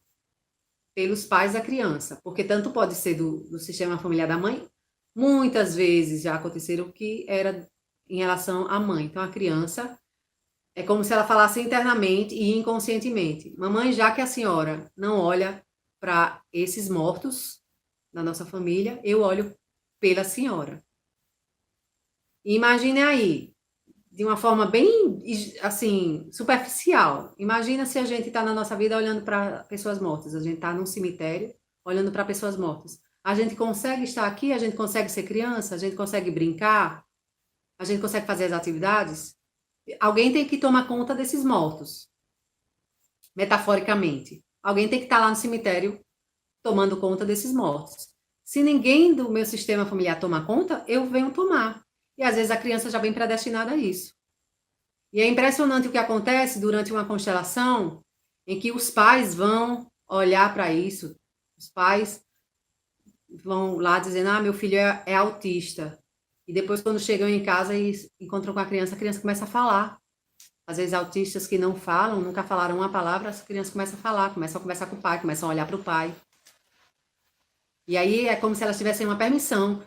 Agora que eles olharam, eu posso ser criança. Eu posso viver aqui nesse planeta. Entende isso, gente? Então, os bebês e as crianças sempre estão olhando para algo no sistema familiar. E cabe aos pais tomarem essa responsabilidade de eles olharem. E para isso eles fazem parte de um grupo de constelação e olham para isso que não está sendo visto, que a criança está carregando aquilo com muito amor. Porque para a criança não tem sofrimento, não tem essa dor toda. Tanto é que às vezes a gente vai lá no hospital da criança com câncer e as crianças estão tudo felizes, tudo alegre. E os pais é que estão com cara de sofrimento. Não sei se vocês já prestaram atenção a isso. E as crianças, para elas, não tem sofrimento, porque tem uma alegria ali, que elas estão fazendo isso com muito amor pelo sistema familiar delas. E claro que depois que elas são liberadas, né, e os pais olham para aquilo que elas estão olhando no lugar deles, aí elas são crianças felizes também, mais felizes ainda, entendem? Compreendem isso?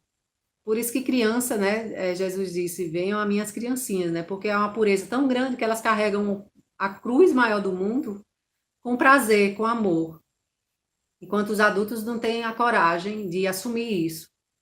Então, às vezes eu já me deparei com pessoas que dizem, Daniela, você está colocando a responsabilidade nos pais, mas às vezes os pais fazem de tudo e as crianças continuam com problemas, continuam com hiperatividade, continuam com a doença, continuam com o problema e às vezes você dá a entender que a culpa é dos pais. Eu não estou falando de culpa. Quando eu falo isso, é responsabilidade. Então, falta tomada de consciência. Pode passar a vida inteira e esses pais não tomarem consciência, tudo bem. Para a criança tá tudo bem, entende? Não é uma questão de botar culpa ou não. Mas se a dor tá tão grande nos pais de ver o filho amado ali naquela situação, eles buscam até encontrarem a resposta. Tá certo, gente? Então aqui a gente não tá colocando a culpa em ninguém, em nada. É simplesmente um caminho que liberta, né?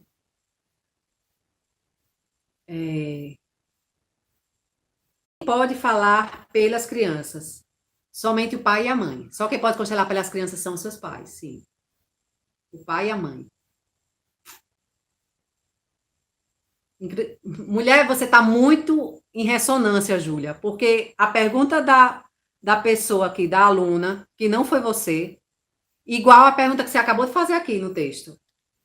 Você está vendo o que é ressonância, o que é a gente confiar no processo da vida? Acontece esse tipo de coisa.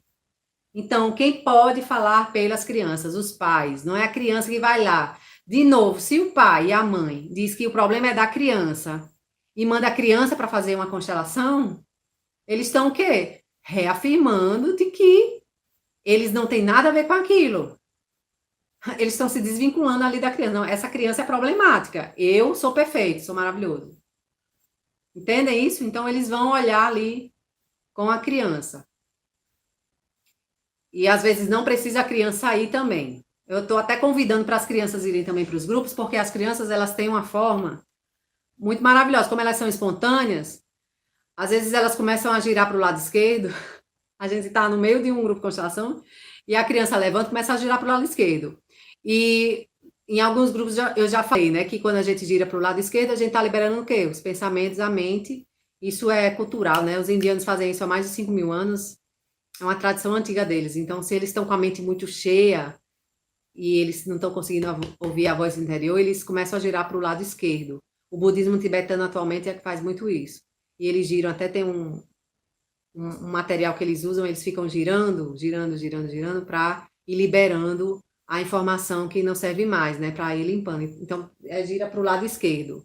Então foi incrível. Aí a criança, que era o meu filho, né, que estava lá comigo fazendo parte do grupo, ele começou a girar para o lado esquerdo, para o lado esquerdo, para o lado esquerdo, e eu falando para todo mundo respirar, para poder liberar a informação. E aí, quando ele começou a girar para o lado esquerdo, parece que limpou ali o mental das pessoas, e aí o movimento começou a fluir.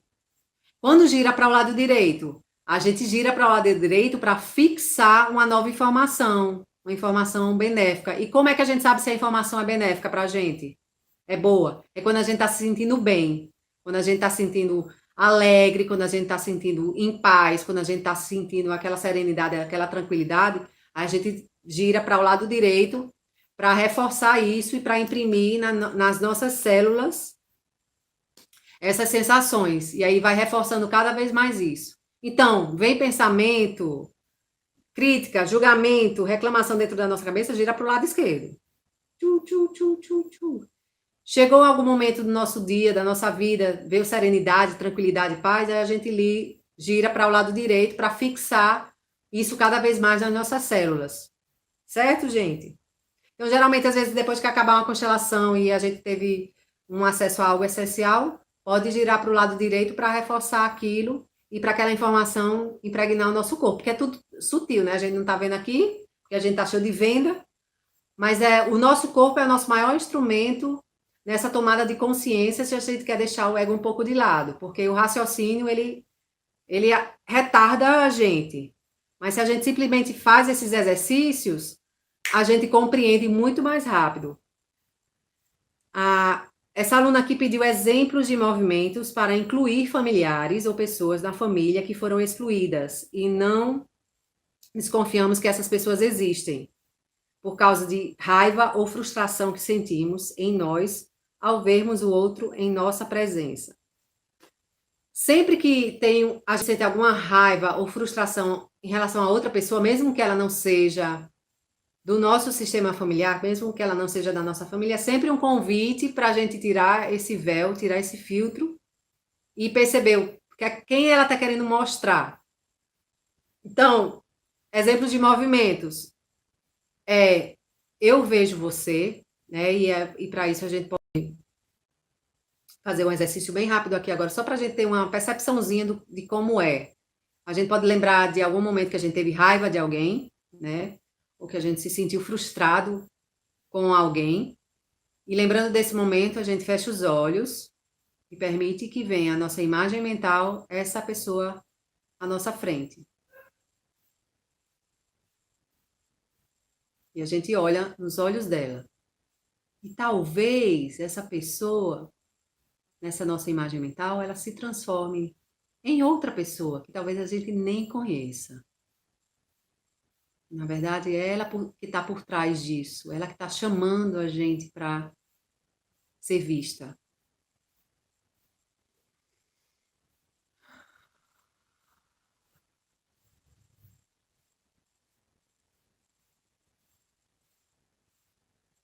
Então, no nosso tempo, a gente pode falar para ela: eu vejo você.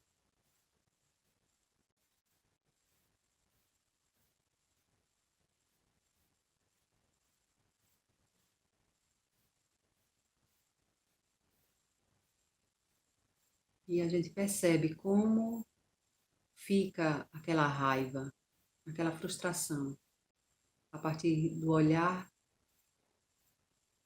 desse outro.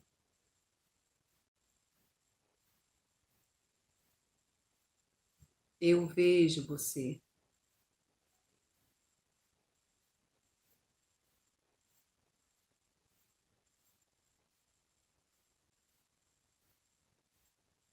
Ok? Deu para perceber um pouco de como é esse olhar?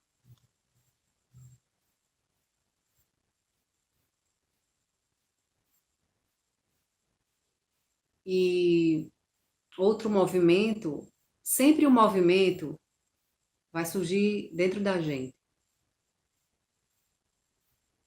O incômodo. De repente eu me incomodei com alguma pessoa ali, eu fui fazer alguma coisa, alguma atividade no meu dia a dia, e aquela pessoa me incomodou. Eu preciso se eu estou desperta, se eu estou praticando a minha respiração e a meditação, eu posso bater de frente com aquela pessoa, sabendo da informação que eu tenho, eu olho para aquela pessoa e mentalizo. Eu vejo você.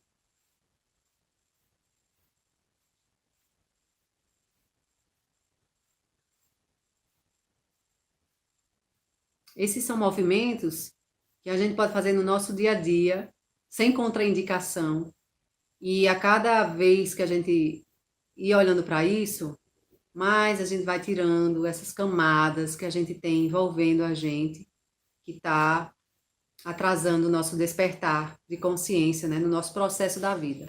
Então, gente, o convite é sempre a gente olhar para dentro da gente. Por mais que às vezes tem situações que vêm tão disfarçadas, que a gente acha, não, essa pessoa não tem nada a ver comigo. Eu não tenho nada a ver com isso, eu não sou assim. E aí é o momento da gente realmente parar e permitir respirar, se permitir respirar e localizar que parte obscura é essa da gente que a gente não acha que é com a gente. E, na verdade, tudo se trata da gente. Quando eu falo isso, não é pra gente ser, eu sou o centro do mundo, sou o centro do universo. O que eu falo é exatamente o que o filme O Poder Além da Vida fala o tempo inteiro, é que as respostas estão dentro da gente. Estão dentro da gente.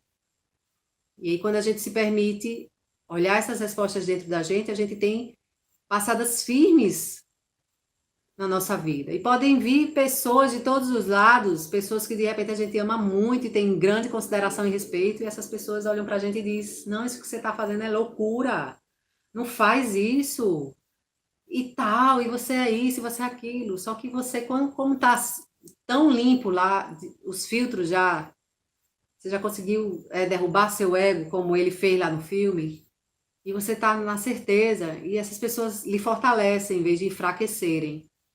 E a gente não duvida, né? Eu, por muito tempo, eu tive gengivite. E aí, Louise Hay, no livro dela, Você Pode Curar Sua Vida, dizia que gengivite era que eu era a Maria vai com as outras. E aí eu li aquilo dizendo, não sou Maria vai com as outras. Eu tomo minhas decisões. E aí eu fui e continuei investigando, porque eu continuava tendo as crises de gengivite e eu não achava um especialista, um dentista, que me ajudasse a curar isso. Eu só conseguia profissional que dizia assim, passa esse remédio, aliviava a crise, mas depois que parava de tomar o remédio, vinha a crise de novo. E eu ia para Luiz e Rei e dizia, Maria vai com as outras, é uma Maria vai com as outras. E eu relutava, não sou Maria vai com as outras, eu tomo as decisões na minha vida. Aí um dia, tava uma dor muito grande, então a dor é nossa melhor amiga. Escuta o que eu tô falando. Tava com a dor muito grande aqui nesse aqui. Gente, doía que eu pensava que eu ia morrer de tanta dor. Parecia que o dente ia me matar. Aí, e eu fiquei falando as frases de Luiz e Rei. Como é que eu sou Maria vai com as outras? O que é que eu tô decidindo? E aí eu fui, é como se a gente vai puxando uma cordinha, né? A gente vai puxando uma cordinha e, e aí me veio. Eu podia até tomar minhas decisões, mas minhas decisões estavam fundamentadas em quê? Em crenças que não eram minhas, em crenças que incutiram na minha cabeça quando eu era bem pequenininha. E as minhas decisões eram baseadas nessas crenças. Então as decisões eram minhas, só que lá no inconsciente eram decisões tomadas nessas crenças que eu tinha lá. E crenças, a gente já conversou um pouquinho no módulo de PNL, as crenças são coisas que a gente tem certeza absoluta. A gente tem certeza absoluta que só existe aquilo e ponto final. Então, aí eu me deparei com essas crenças que as pessoas falaram, né?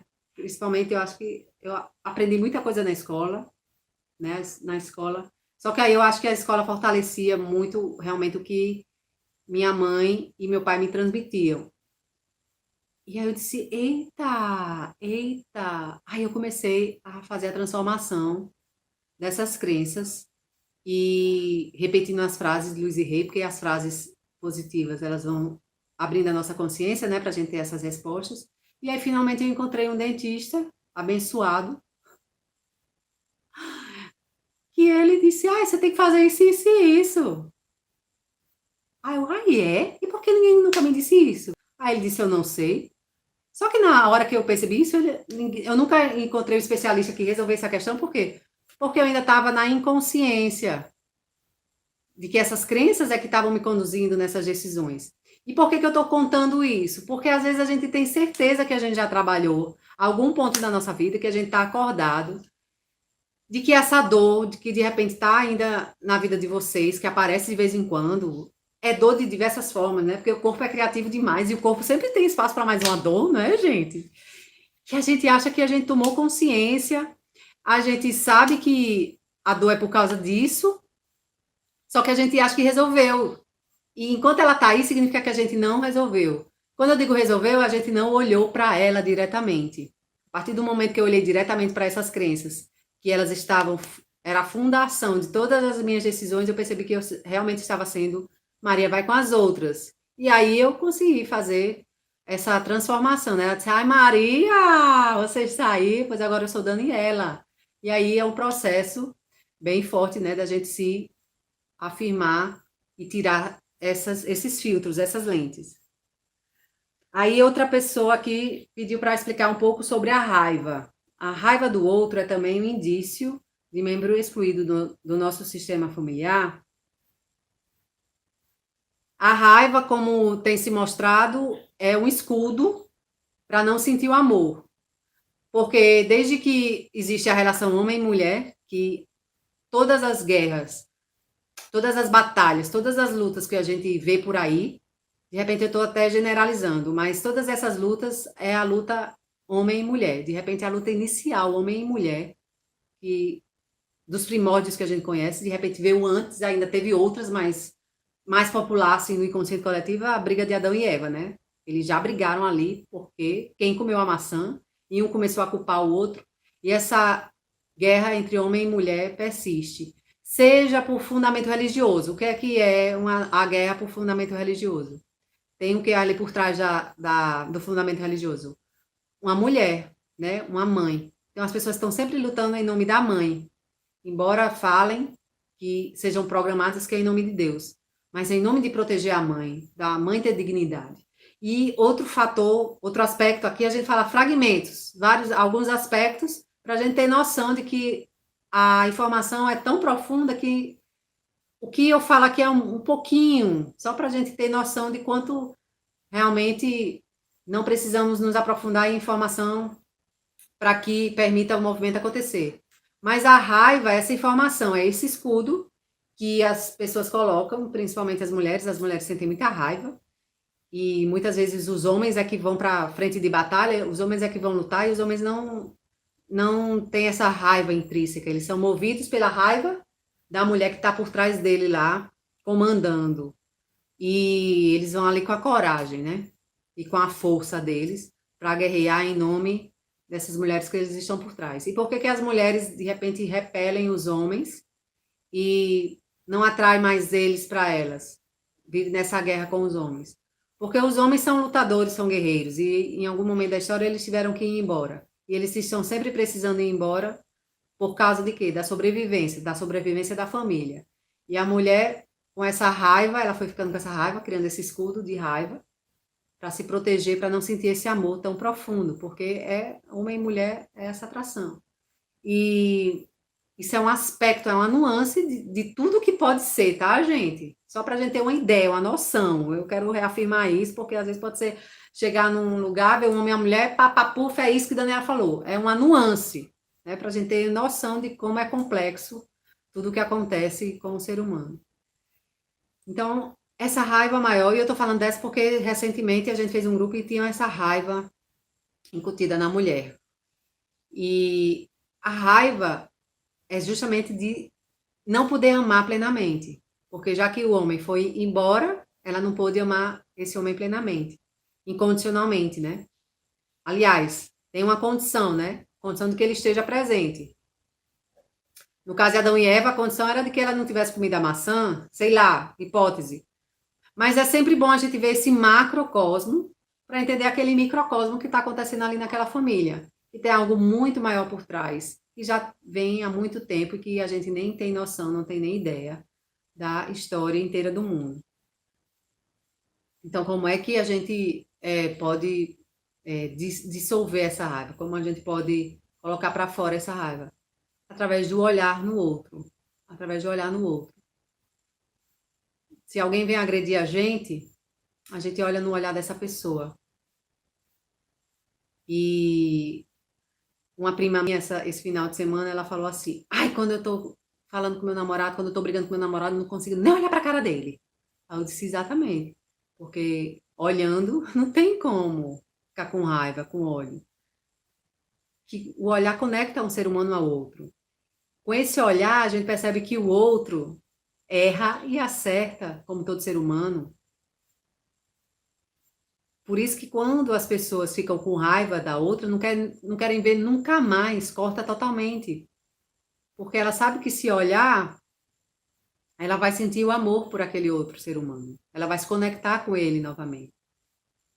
E aí o que é que faz a gente criar essas defesas através da raiva? Que depois vai sedimentando a raiva e se torna indiferença, né?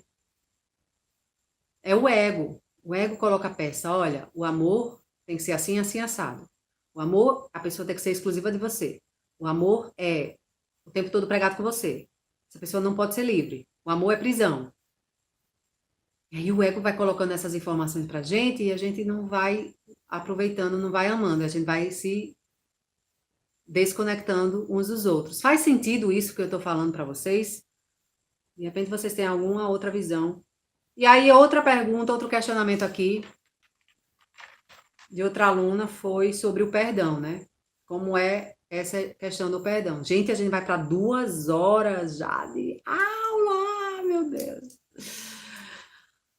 E só vou encerrar essa parte sobre o perdão aqui, que também é bem ampla, né? Mas Bert Hellinger fala que olhar para outra pessoa e dizer assim, você sabe que você fez algo errado, e você olhar para outra pessoa e dizer, me perdoe, pedir para que ela lhe perdoe, ele fala que isso é muito barato. E geralmente quem quer o perdão do outro assume a responsabilidade por aquela atitude que prejudicou o outro e toma novas atitudes. Ele diz que essa é a forma mais plena de pedir perdão para o outro. Que falar, chegar para o outro e pedir, me perdoe, é muito barato, entende isso? Então, se alguém tá de mal, né, com outra pessoa e a pessoa fez algo, pronto, alguém, primeiro caso, eu fiz algo muito ruim para outra pessoa e essa pessoa não me perdoa. Eu deixo essa pessoa livre para viver a vida dela e vou viver a minha vida com novas atitudes.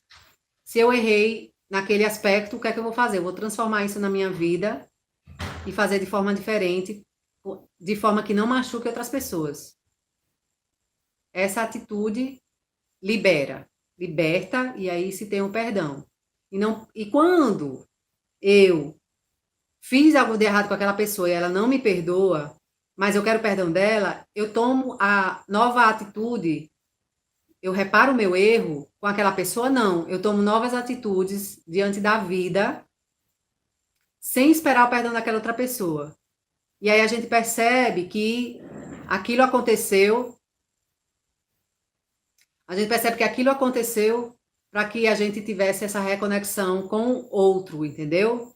E aí o belo dia acontece de essas duas pessoas se encontrarem e o perdão aconteceu sem que precisasse ficar falando para outra. Porque às vezes fica, ai, me desculpe, me desculpe, me desculpe, me perdoe, e a atitude continua a mesma e a pessoa fica repetindo. Então esse é o perdão muito barato. E aí no caso da outra pessoa me machucou.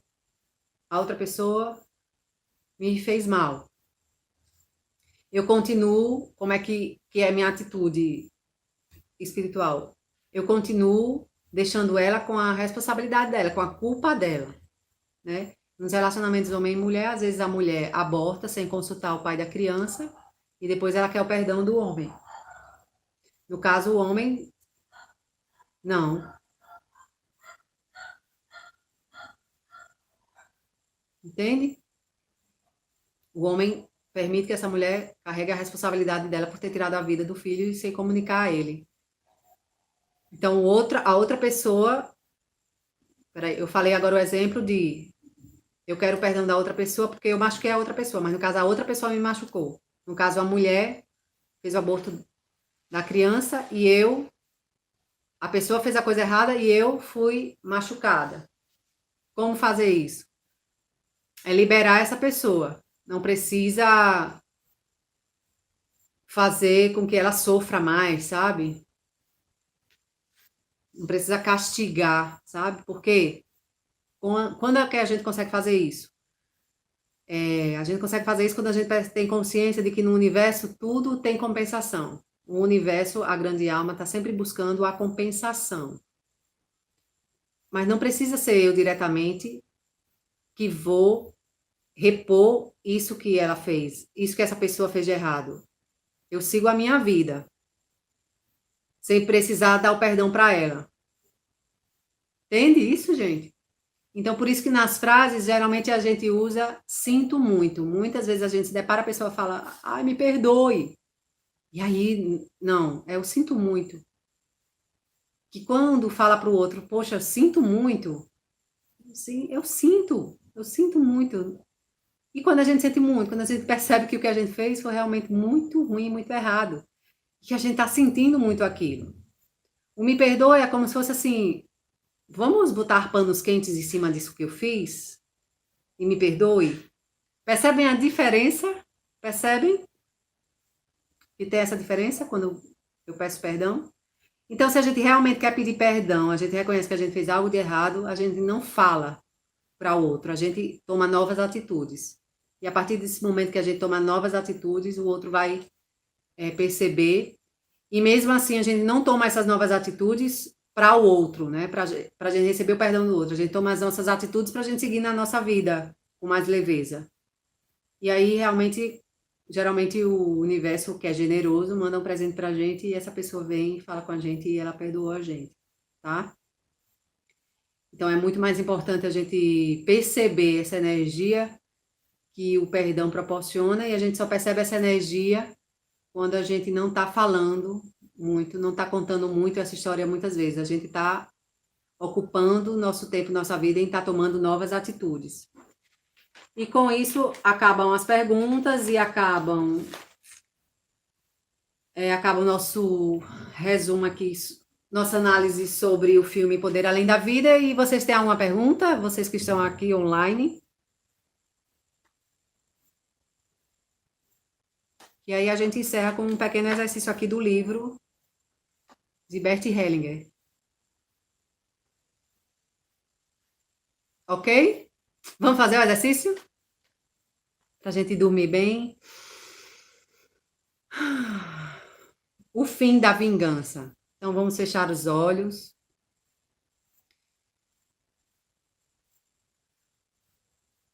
E vamos nos recolher ao nosso centro.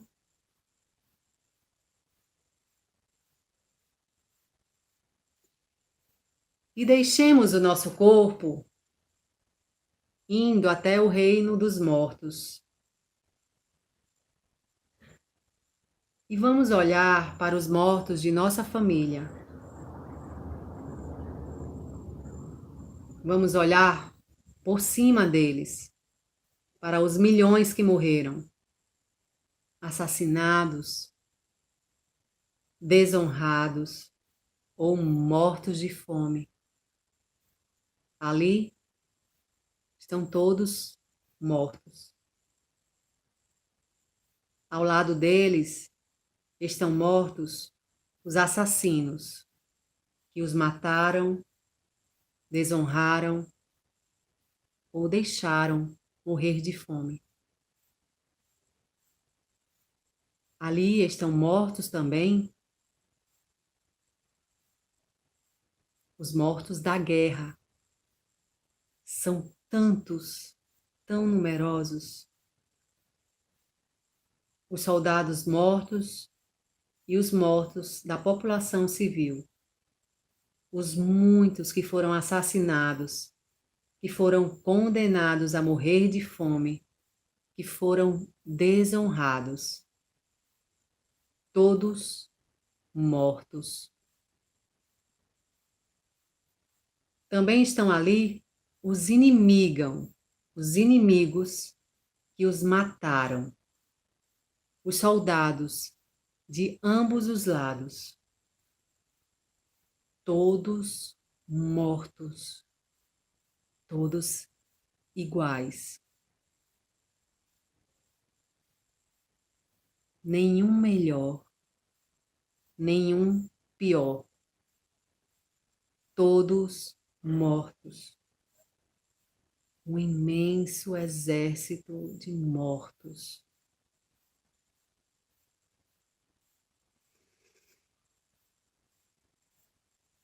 Ao longe, por trás da linha do horizonte, aparece uma luz branca, ainda abaixo do horizonte. Só vemos o seu clarão. Os mortos se levantam, voltam-se na direção dessa luz. E todos eles, fazem uma profunda reverência às vítimas mortas e os assassinos mortos. E nós acompanhamos todos eles nessa reverência.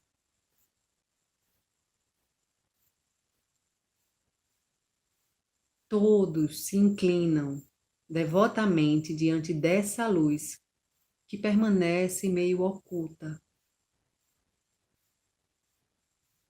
E enquanto os mortos continuam em sua reverência, nós nos erguemos, retrocedemos e deixamos os mortos entregues a si mesmos, as vítimas e os assassinos. Nos afastamos cada vez mais, até que desaparecem de nossa vista. Então, nos viramos, voltamos à vida e olhamos para o futuro.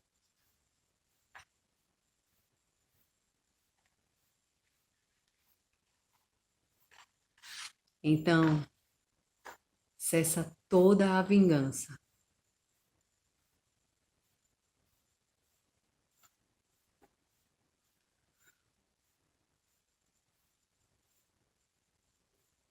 É isso, gente, que a gente tem para hoje. Tenham uma noite abençoada, maravilhosa, em paz. Muito obrigada por estarem até aqui. Deus abençoe vocês. Amo muito vocês e até a próxima aula.